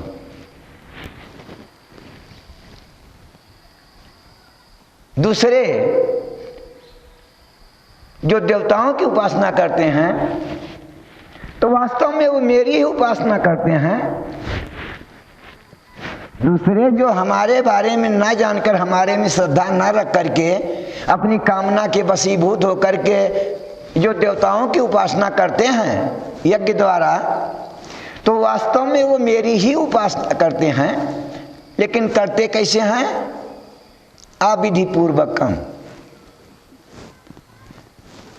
उनकी वो उपासना करते तो हैं लेकिन अविधि पूर्वकम, विधि पूर्वक नहीं करते हैं। कि क्या विधि पूर्वक है आगे बताएंगे कि अहम ही सर्व यज्ञानाम भोक्ता च प्रभुर्यौ च। वास्तव में संपूर्ण यज्ञों का भोक्ता और और प्रभु मैं हूं। अहम ही सर्व यज्ञानाम भोक्ता च प्रभुर्यौ च न तो माम अभिजानन्ति तत्वेन अतः च्यवन्ति ते। लेकिन वह इस बात को तत्व से नहीं जानते कि संपूर्ण यज्ञों का संपूर्ण मतलब सब कुछ भोक्ता हम ही हैं। भोक्तारम यज्ञ तपसाम सर्वलोक महेश्वरम, इस बात को वो नहीं जानते। अतः च्यवन्ति ते, इसीलिए वे गिरते हैं। वही जो इसके पहले बोले ना, गतागतम लभन्ते। इसके पहले जो 21 नंबर में बोले थे गतागतम लभन्ते, उसी की थोड़ा यहाँ व्याख्या कर रहे हैं थोड़ा और, कि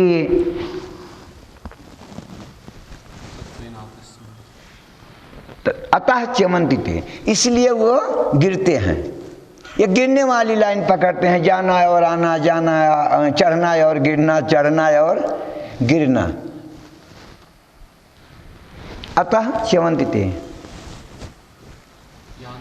यान्ति देवव्रता देवान् पितॄन् यान्ति पितृव्रताः भूतानि यान्ति भूतेज्या यान्ति मध्या जिनोपि माम। देवताओं की उपासना करने वाले देवताओं को प्राप्त होते हैं, पितरों की उपासना करने वाले पितरों को प्राप्त होते हैं, भूतों की उपासना करने वाले भूतों को प्राप्त होते हैं, और मेरी उपासना करने वाले मुझको ही प्राप्त होते हैं। भगवान इस समय इस 25वें नंबर में उस मति का खंडन कर रहे हैं जो लोग ये कहते हैं कि तुम किसी की भी उपासना करो, सब भगवान की ही उपासना है। जो बीच में अपनी अपनी बुद्धि लगा करके मनमानी कर करके जो ये कहते हैं कि किसी की भी उपासना करो, यानी तुम काली काली करो तो भी कृष्ण कृष्ण की उपासना है, ऐसी बात यहाँ भगवान इस मति का यहाँ खंडन कर रहे हैं कि जो देवताओं का उपासक होगा वो देवताओं को पाएगा, जो पितरों का उपासक होगा वो पितरों को प्राप्त होगा, जो भूतों का उपासक होगा वो भूतों को प्राप्त होगा, और जो मेरा उपासक होगा वो मेरे को प्राप्त होगा। पत्रम पुष्पम फलम तोयम यो मे भक्तिया प्रियच्छति तदहम भक्ति उपरहितम अस्नामि प्रियतात्मनः। भक्त श्रद्धा भक्ति के साथ पत्र, पुष्प, फल, जल आदि जो भी हमको अर्पण करता है, मैं शुद्ध चित्त हृदय मतलब शुद्ध चित्त वाले उस भक्त के हाथ का दिया हुआ वस्तु को अस्नामी खा जाता हूं। अस्नामी, अस्नामी शब्द का अर्थ होता है खाना, मैं खा जाता हूं। किसके हाथ का खाते हैं आप? प्रियतात्मनः, जिसका हृदय पवित्र है, वो भाव खाते हैं भगवान। भगवान किसके भूखे हैं? हाँ, प्रेम के भूखे हैं, भाव के भूखे हैं, उस वस्तु के भूखे नहीं है। तो भगवान यहाँ लगा भी रहे हैं प्रियतात्मना। सबके हाथ का भगवान नहीं खाते हैं, और भक्तों को भी सबके हाथ का नहीं खाना चाहिए। भक्तों को भी सबके हाथ का नहीं खाना चाहिए, क्योंकि हाथ का भी प्रभाव खाने पे पड़ता है। जिसके हाथ का खाओगे उसका प्रभाव उस अन्न के ऊपर जाएगा। 100% मानो या ना मानो, जानो या ना जानो। तो मूल यह है कि भगवान सबके हाथ का नहीं खाते हैं। किसके हाथ का खाते हैं? प्रियतात्मनः, जिसका हृदय शुद्ध है उसके हाथ का खाते हैं। क्या खाते हैं? क्या आइटम उनको बता रहे हैं? तो भगवान देख लो, जो भी आइटम बता रहे हैं बहुत सरल। सबसे पहले पत्रम, यही है, सामने दिख रहा है वो पत्रम, देख लो। यहाँ भी सामने आपके वही पत्रम दिख रहा है। आप अगर प्रेम श्रद्धा के साथ भगवान को तुलसी का एक पत्ता, ये नहीं बोल रहे कि सारा पत्ता तोड़ो और हमें दे दो ना, एक पत्ता भी अगर हम इसका भगवान को चढ़ावें, अर्पण करके प्रणाम करते हैं, तो भगवान इसको स्वीकार कर लेते हैं। बल्कि स्वीकार माने पत्ते को खा जाते हैं। हम जो चढ़ाते हैं उसको भगवान खा जाते हैं। पुष्पम, चलो ठीक है, यहाँ तो बर्फ पड़ता है, पाला पड़ता है, उस समय तुलसी सूख जाती है, तो उस समय हम भगवान को नहीं चढ़ा सकते हैं। तो भगवान और कोई इससे भी सरल, तो पुष्पम, अगर आपके पास एक गमला नहीं का जमीन नहीं, जगह नहीं है, गमला ना हो, जगह नहीं हो, आप नहीं कर सकते या परिस्थिति में नहीं है, तो पुष्पम, एक फूल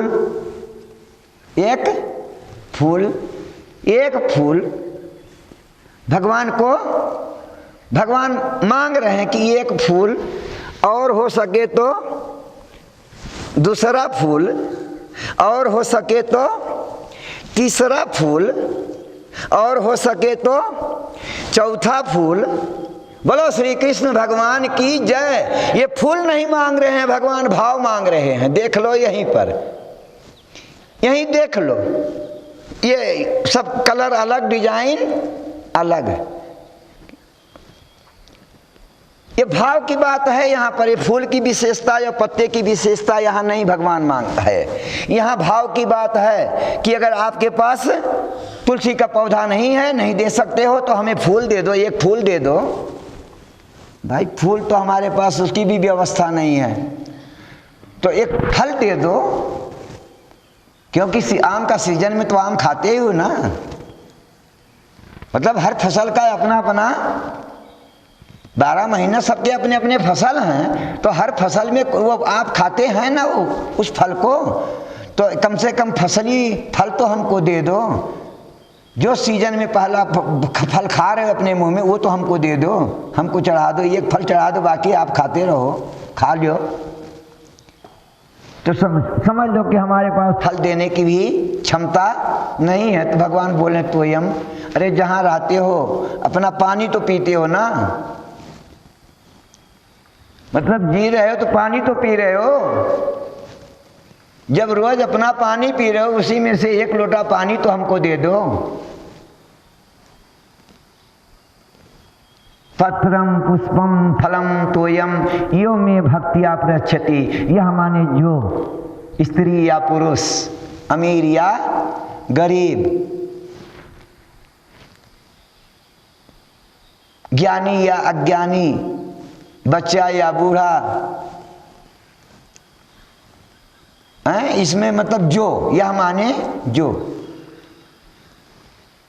भक्तिया प्रयच्छति, भक्ति भाव से अर्पण करता है, तदहम भक्ति उपरहितम अस्नामी, उस भक्ति भाव से अर्पण की हुई वस्तु को अस्नामी खा जाता हूँ। उस शुद्ध चित्त प्रियत आत्मना शुद्ध चित्त हृदय वाले भक्त के हाथ का मैं खा जाता हूँ। उदाहरण के लिए किसका है? केला विदुरानी। विदुरानी दुर्योधन जो है कितने आइटम बनाया हुआ है, भगवान को निमंत्रण दिया है, बहुत आइटम बनाया है, बनाया ही है तभी तो उनको दिखाने के लिए निमंत्रण क्या दिया है, उनको दिखाने के लिए निमंत्रण दिया है कि आओ और हमारे भोज में भाग लियो और जरा हमारी पावर को भी देखो।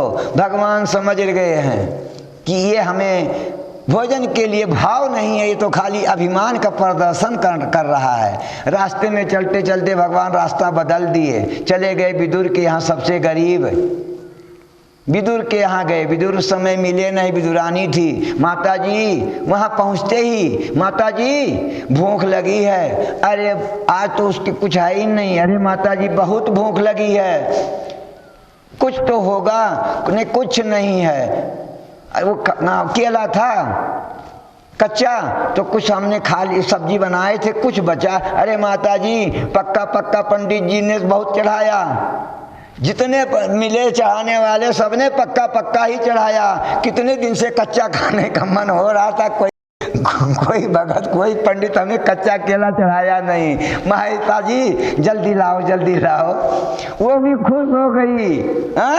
भगवान जो है हमारे यहाँ खाने के लिए मांग रहे हैं और ऐसा चीज इनको मिल रहा है जो बहुत दिन से ये ललचा रहे हैं। तुरंत लाई और भाव में आकर के वो केला का जो छिलका उतार रही है, कच्चे केले का छिलका हटा करके गूदा को फेंक दिया जो खाना है और छिलकों को खिला रही है और भगवान खा रहे हैं। वाह वाह। खिलाने वाले को भी पता नहीं कि मैं क्या खिला रही हूँ, खाने वाले को भी पता नहीं कि मैं क्या खा रहा हूँ। असनामी खा जाता हूँ। यहाँ पर चार पदार्थ, चार चीज का नाम ले रहे हैं, पत्र, पुष्प, फल और जल। इसमें खाने का चीज एक ही है, फल। लेकिन भगवान कहते हैं असनामी। हमें होश भी नहीं रहता क्या खाना है और क्या छोड़ना है, बस खा जाता हूँ। जैसे विदुरानी का छिलका खाते चले गए, उन्हें ये पता नहीं कि क्या खिला रही है और मैं क्या खा रहा हूँ। तो इसमें हम एक बात ये भी कह रहे हैं कि देखो भगवान भक्त से कुछ मांग रहे हैं।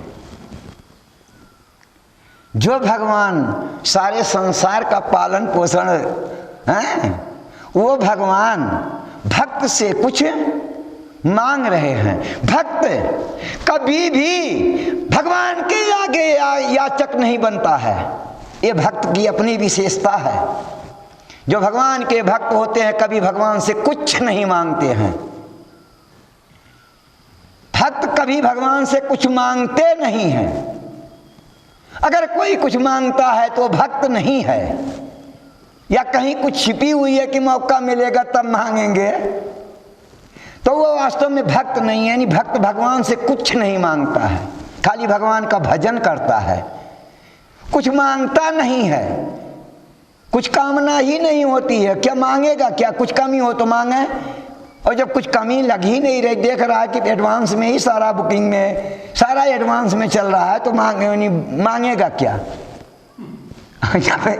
एडवांस में ही आ रहा बिना मांगे हैं? 100 की जरूरत पड़ रही है और 1000 2000 वाला आ रहा है लाल लाल, तो फिर आप क्या बोले कि 500 रुपया और भेजो, क्योंकि आगे का ही एडवांस में आ रहा है। तो भगवान मांगता नहीं, भक्त कभी भगवान से नहीं मांगता है, वो भक्त मांगता नहीं होता है। जो भगवान का भक्त होता है वो मांगता नहीं होता है कि भगवान से मांगे, किसी भगत से मांगे, वो मांगता नहीं होता है। तो मांगता कौन होता है? भगवान। भगवान भक्त के आगे मांगता बनता है। इस श्लोक में भगवान मांगता बन रहा है, भक्त से बोल रहा है। यो प्रक्षति, मतलब इस नाम लेकर के बोल रहे, मांग रहे हैं। भाव अब रहा क्या? भाव मांग रहे हैं, लेकिन मांग रहे हैं। तो ऐसा भाव बना करके हमें भी भगवान के लिए ऐसा कुछ करना चाहिए। हमें भगवान के लिए तुलसी का पौधा लगाना चाहिए और भगवान को अर्पण करना चाहिए। हमें भगवान के लिए फूल लगा करके और भगवान को अर्पण करना चाहिए। हमें भगवान को जल चढ़ाना चाहिए, हमें भगवान को फल चढ़ाना चाहिए। यानी भगवान हमसे मांग रहे हैं। जब भगवान मांग रहे हैं तो हमें ऐसा करना चाहिए। हम ऐसा करेंगे तो करते करते करते करते भगवान में हमारा प्रेम हो जाएगा। पत्रम पुष्पम फलम तोयम यो मे भक्तिया प्रयच्छति तदहम भक्ति उपरहितम अस्नामि प्रियतात्मनः। यत् करोसि यदस्नासि यज्जुहोसि ददासि यत् तपस्यसि कौन्तेय तत्कुरुष्व मदर्पणम। ये श्लोक भक्ति प्रधान कर्मयोग है। ये श्लोक जो है भक्ति प्रधान कर्मयोग, खाली कर्म नहीं है, कर्मयोग ही नहीं है, ये इसमें भक्ति की प्रधानता है। यत् करोसि यत् अस्नासि यज्जुहोसि ददासि यत् तपस्यसि कौन्तेय तत्कुरुष्व मदर्पणम।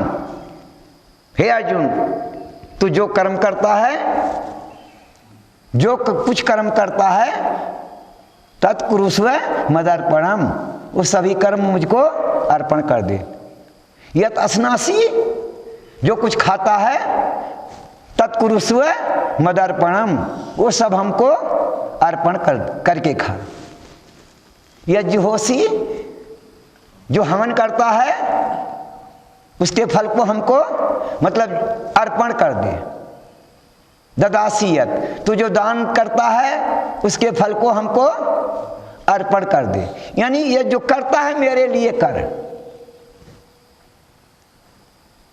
अपने लिए ना कर, तू मेरे लिए कर। यह तपस्यसि कौन्तेय, तू जो तपस्या करता है उसके फल को मुझको अर्पण कर दे। वाह भाई वाह, अच्छे मिले। नहीं ऐसा कोई बोल सकता है कि आज हमको 73 साल हो गया है तपस्या करते करते और आप आज मिल गए, 73 साल के बाद मिले हो और बोल रहे जो कुछ किया हमको अर्पण कर दियो। तो और कोई रास्ते नहीं मिला क्या बूढ़ा केदार में? तो भगवान बोलते हैं मतलब हमें इससे क्या मिलेगा? आपको अर्पण करने से हमें क्या मिलेगा? तो अगला श्लोक भगवान बोलेंगे 28 नंबर में कि शुभ अशुभ फलैर्यम मोक्षैसे कर्म बंधनैः। ये जो मैं अर्पण करने के लिए बोल रहा हूँ ना, तो तुम्हारे कल्याण के लिए बोल रहा हूँ। क्योंकि जो कर्म करोगे, जो भी कर्म करोगे उसके दो फल होंगे, या तो शुभ होगा या तो अशुभ होगा। हर कर्म के दो फल होते हैं, एक होते हैं शुभ और एक होते हैं अशुभ। तो आपका जब शुभ का संस्कार आपके पास जमा होगा तो मरने के बाद आपको अगला जन्म लेना ही पड़ेगा। जब तक आपके पास खाते में शुभ और अशुभ ये दोनों कोई भी कुछ भी रहेगा, तब तक आपका इस संसार से मुक्ति नहीं होगा। क्योंकि शुभ जो फल है उसको भोगने के लिए हमें अगला जन्म लेना ही पड़ेगा और वैसा शरीर लेकर के और उस फल को हमें वैसा भोगना पड़ेगा। और अशुभ है तो अशुभ के लिए भी हमें अगला जन्म वैसा लेना पड़ेगा और उस अशुभ फल को हमें भोगना पड़ेगा। यानी कहने का मतलब यह कि जन्म तो लेना ही पड़ेगा। शुभ और अशुभ फल होगा तो जन्म तो लेना ही पड़ेगा। उस फल को भोगने के लिए, जो हमारा फल है उसको भोगने के लिए हमें अगला जन्म तो लेना पड़ेगा। और अगर तू हमको अर्पण कर देगा तो 3 रुपये की बिलेट में सारा काम निपट जाएगा।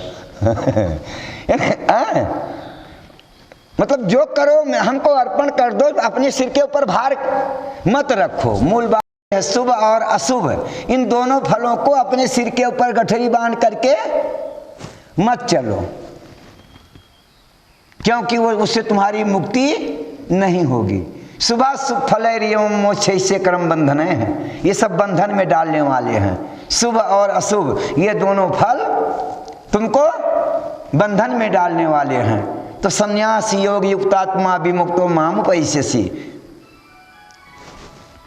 इस संन्यास योग से युक्त होकर के, यानी हमको अर्पण करने की विधि से तुम हमको प्राप्त हो जाओगे।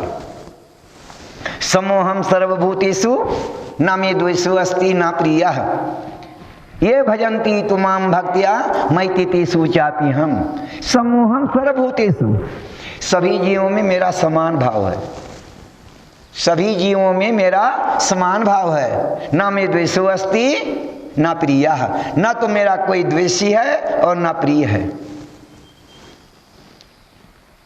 परंतु ये भजन्ति तुमाम भक्त्या, परंतु जो भक्ति भाव से मेरा भजन करते हैं, मयि ते माने वे, मैं माने मुझ में, परंतु जो भक्ति भाव से मेरा भजन करते हैं वे मुझ में रहते हैं। हरे कृष्णा कृष्णा कृष्णा हरे हरे, हरे राम राम राम हरे हरे, हरे कृष्णा कृष्णा कृष्णा हरे हरे, हरे राम राम राम हरे हरे, हरे कृष्णा कृष्णा कृष्णा हरे हरे, हरे राम राम राम हरे हरे। अरे जरा अपना रटन करके देख तो लियो कि हम किस में रहते हैं। बोलो श्री कृष्ण भगवान की जय। संसार में रह करके भी हम संसार में नहीं रहते हैं, हम भगवान के नाम में ही रहते हैं, भगवान में रहते हैं। जब हमारी ऐसी वृत्ति होगी, सतत हम भगवान के नाम के रटन में रहते हैं, तो समझ लो हम संसार में रह करके भी संसार में नहीं रहते, हम भगवान में रहते हैं। तो मयि और तेषु चापि हम, भक्त भगवान में रहता है तो भगवान कहते हैं मैं कहाँ रहता हूँ। हाँ, हम कहीं फिर उनसे दूर नहीं रह पाते हैं, हम फिर उनसे दूर, हाँ तेषु चापि हम, फिर मैं उनमें रहता हूँ। वो मेरे में रहते हैं और मैं उनमें रहता हूँ। भक्त इसका भी अनुभव करता है कि भगवान मेरे में है, सर्वस्याम हृदय सन्निविष्टा है।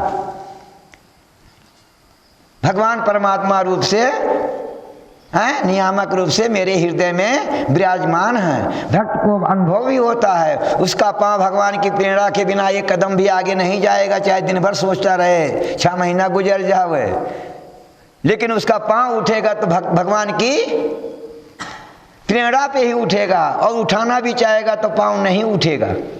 कहने मतलब यह कि भक्त को चलाने वाले भगवान होते हैं। भक्त अपने मन से अपनी मनमानी पांव नहीं उठाता है, ना उठता ही है, उठाना भी चाहेगा तो उठेगा भी नहीं। तो मैं तेषु चापि हम, वो मेरे में रहते हैं और मैं उनमें रहता हूँ। अब आप वैसे भगवान यहाँ बोल रहे हैं समोहम सर्वभूतेषु,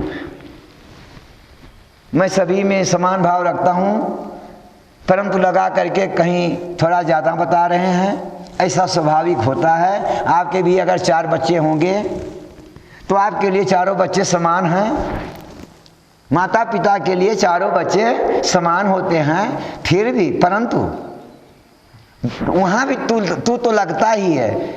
चारों बच्चों में जो बच्चा आपके सेवा में, आपके आगे ज़्यादा सेवा कर रहा है, झुक रहा है, विनम्रता दिखा रहा है, आदर कर रहा है, उसके प्रति आपका थोड़ा ज़्यादा होगा, उस बच्चे के प्रति थोड़ा ज़्यादा होगा, स्वाभाविक है ऐसा। वैसे आपके चारों बच्चे समान हैं, लेकिन उसके प्रति थोड़ा ज़्यादा हो जाएगा। तो ऐसे भगवान के लिए तो सभी बराबर हैं, लेकिन जो भगवान की भक्ति करता है तो उसके तरफ थोड़ा ज़्यादा हो जाना तो कोई ज़्यादा थोड़ा ज़्यादा हो ही जाता है। मयि तेषु चापि हम, ये 30वां नंबर जो आ रहा है, अपि चेत सुदुराचारो भस्ते माम अनन्य भाग साधुर्यव सा मंतव्यः सम्यक व्यवस्थो ही सा। अगर कोई महान दुराचारी भी मेरी भक्ति में लग जावे तो साधुर्यव सा मंतव्यः, तो उसको साधु मानना चाहिए। मंतव्य, हम दुराचार को देख करके मानते नहीं है, ये तो साधु मतलब साधु और दुराचार। लेकिन भगवान का देख लो, सुदुराचार, उपसर्ग लगा रहे हैं, दुराचार के साथ में उपसर्ग लग गया रहा है, सुदुराचार। अगर कोई महान दुराचारी भी मेरी अनन्य भक्ति में लगता है तो साधु यवसा मंतव्य, भगवान उसके ऊपर साधु का मुहर ठोक देते हैं। तो भगवान जो है कह रहे हैं साधु यवसा मंतव्य, उस दुराचारी को जो अनन्य मन से भगवान अनन्य भाव से भगवान का भजन करता है, ऐसे दुराचारी को भगवान साधु का मुहर लगा रहे हैं अपनी तरफ से और औरों को बोल रहे हैं मंतव्य, ए आप भी मानो। जो नहीं मान रहे हैं साधु मुहर लगाने के बाद दूसरों को भी बोल रहे हैं मंतव्य, आप भी मानो। क्यों भाई? सम्यक व्यवस्थो ही सा, मानने का मुख्य कारण यह है सम्यक व्यवस्थो ही सा। इसने जो निश्चय कर लिया है कि अब हमारे जीवन का एक लक्ष्य है भगवान का भजन करना, जिसका एक निश्चय है कि हमें भगवान का भजन ही करना है, भगवान की भक्ति ही करना है, तो उसका निश्चय ही वो साधु का मुहर मरवाने के लिए काफी है। क्षिप्रम भवति धर्मात्मा सस्व शांतिम निगच्छति। इसीलिए मैं जो भगवान मुहर मार दिए साधु का, तो फिर अपना काम तो दिखाएगा ही, भगवान का मुहर खाली जाएगा नहीं। तो अगला श्लोक को ही बोल रहा है, क्षिप्रम भवति धर्मात्मा सस्व शांतिम निगच्छति कौन्तेय प्रतिजानी न मे भक्तः प्रणुष्यति। मुहर के बाद जब भगवान ने मुहर मार दिया तो क्षिप्रम भवति, साधु का मुहर मार दिया भगवान ने, था तो दुराचारी। और भगवान का दिमाग में न मालूम क्या आ गया कि सदाचारी का मुहर मार दिया। और बीच बीच में दुराचारी दिख भी रहा है कभी सुबह शाम। अब वो मोहर मारने के प्रभाव से क्या होगा? क्षिप्रम भवति धर्मात्मा, मतलब वो भजन में जो लगा हुआ है, भजन कर रहा है, एक निष्ठा बनाया हुआ है कि हमें भगवान का भजन करना है। पूर्व वाले का जो संस्कार है उसको गलत लाइन पे कभी कभी मौका पा करके ले जा रहा है, लेकिन वो चाह नहीं रहा, वो स्वभाव बस चला जा रहा है। जाने के बाद भी वो बीच बीच में उसको झटका लग रहा है कि मैं गलत कर रहा हूँ। ऐसा होते होते भजन के प्रभाव से और उसकी वो निष्ठा कि हमें भगवान का भजन करना है और भजन कर रहा है, तो ऐसे होते होते एक दिन वो अपने आप वो उसको घिरा होगा कि मैं कर क्या रहा हूँ।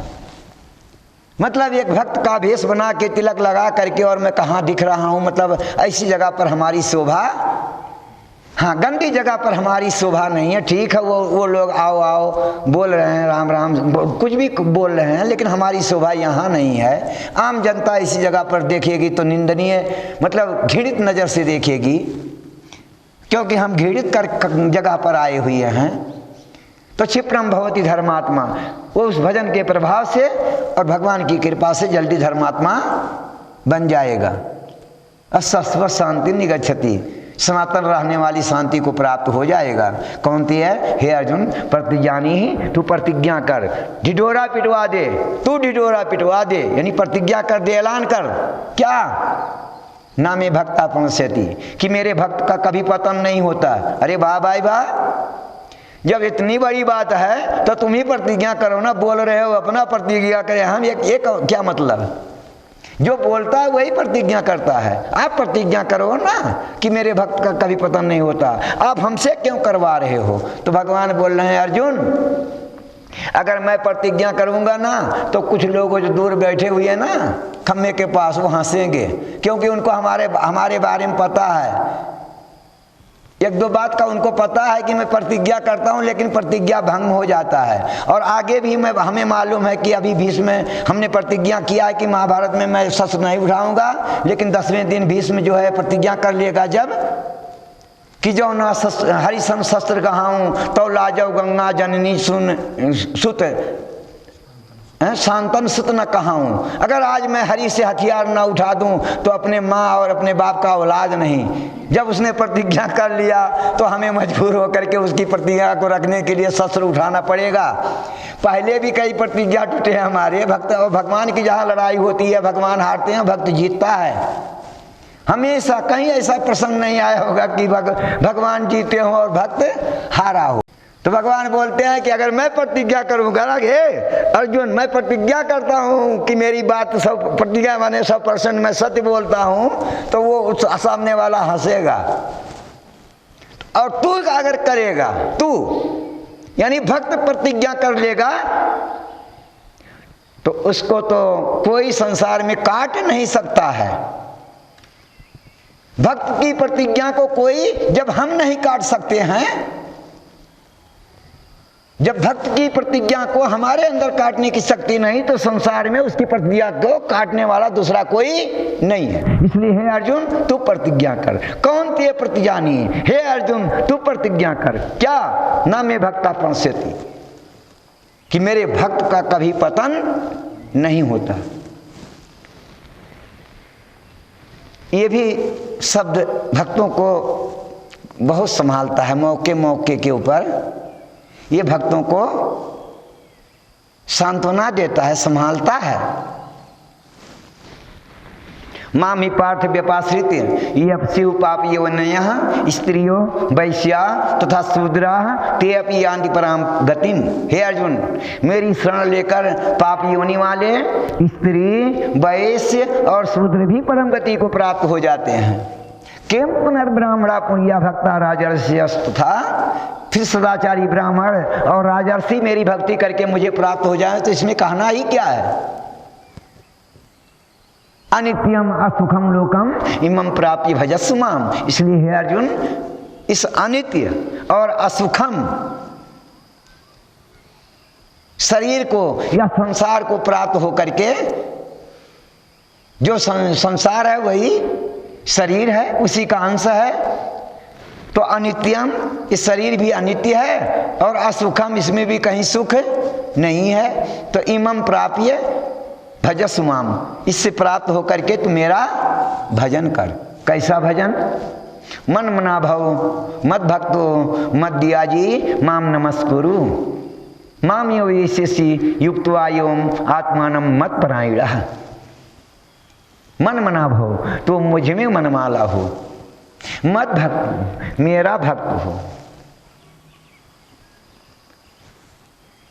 मेरा भक्त हो।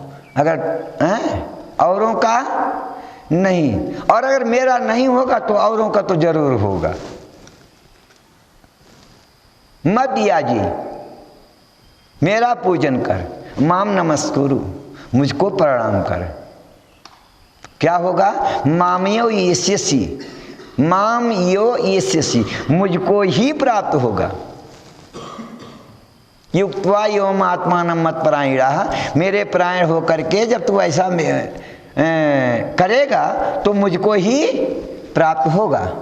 अब ये 4 साधन भगवान बता रहे हैं। इसमें भी अगर मन मना भव, मुझ में मनमाला हो, मेरा भक्त हो, मेरा पूजन करो और मुझको प्रणाम करो। अगर हम खाली भगवान को प्रणाम करते हैं तो ये 3 बातें धीरे धीरे आ जाएगा। अगर भजन करते हैं तो भी, मतलब ये तीनों जो है अपने आप आ जाएगा। ये लक्षण, तीनों लक्षण अपने आप उसमें समावेश, एक एक को भी हम अगर बराबर पकड़ लें तो हमारा कहना ये है कि अगर कुछ ना करें तो कम से कम भगवान को नहा धो करके प्रणाम तो करें। भगवान देखते हैं, उसका भी मतलब बोल रहे हैं ना, प्रणाम करो, उसका फल होता है। भगवान को प्रणाम करने का फल होता है। और ये भाव होना चाहिए कि मैं भगवान को प्रणाम कर रहा हूँ, भगवान हमको देख रहे हैं, देख नहीं रहे हमारे प्रणाम को स्वीकार कर रहे हैं। माम्यो येष्यसि युक्त्वा योम आत्मानं मत परायणः। इस पे यहाँ पर एक प्रसंग चला है कि अपि चेत् सुदुराचारो भजते माम अनन्य भाग। पहले दुराचारी की बात की है, फिर मां भी पार्थ व्यपाश्रित ये शिव पाप योनयः, फिर पाप योनि की बात कर रहे हैं। स्त्रियाः, वैश्याः, शूद्राः, ब्राह्मणा, राजर्षयः। यानी उधर से आ रहे हैं, जाना था इधर से, भगवान को जाना था, यानी हम व्यवहार में जाते इधर से आते हैं, ऊपर से नीचे की तरफ आते हैं, यानी ब्राह्मण, क्षत्रिय, वैश्य, शूद्र, स्त्री, पापियोनयः, दुराचारा, मतलब हमको उधर से इधर आना था। लेकिन भगवान ये इधर से उधर जा रहे हैं, क्यों? बोलो श्री कृष्ण भगवान की जय। दुराचारी के लिए, और जो महान साधारण दुराचारी नहीं है यहाँ पर, वो बड़ा दुराचारी है, तो सुदुराचारा, विशेष दुराचारी, महादुराचारी, तो उसके लिए भगवान की तरफ से बिल्कुल VIP कोटा है, विशेष छूट। भगवान के पास जाने का पंडित जी, सदाचारी लोग लाइन में जाएंगे और उसके लिए पीछे से खिड़की अलग बनी हुई है, VIP कोटा। यानी भगवान जो है उस महान दुराचारी को VIP कोटा के माध्यम से, समझ गए? यानी भगवान की एक कृपा है, सब मिला करके हमें अपने पापी योनिया को और दुराचारी को ऐसा ना समझ लेना चाहिए कि नहीं हम तो दुराचारी हैं, भगवान की कृपा हमारे ऊपर नहीं होगी। हम ये कहना चाहते हैं कि दुराचारी के ऊपर भगवान की कृपा सबसे पहले होती है।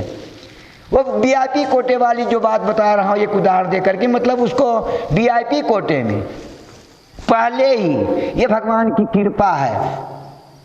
तो हमें अपने अवगुणों को, अपने कमियों के ऊपर ही ध्यान ना दे करके कि हमारे अंदर तो कमी ही कमी है, हम भगवान के भजन के लायक नहीं हैं, हम भगवान का भजन कैसे कर सकते हैं, ऐसा कर करके भजन नहीं छोड़ना है, बल्कि हमें भगवान का भजन करते करना चाहिए। हम भगवान का भजन करेंगे, रोज भगवान के नाम का चिंतन करेंगे, उनको प्रणाम करेंगे, तो धीरे धीरे धीरे धीरे उस भजन के प्रभाव से, भगवान की कृपा से हमारे अवगुण जो है धीरे धीरे दूर हो जाएंगे।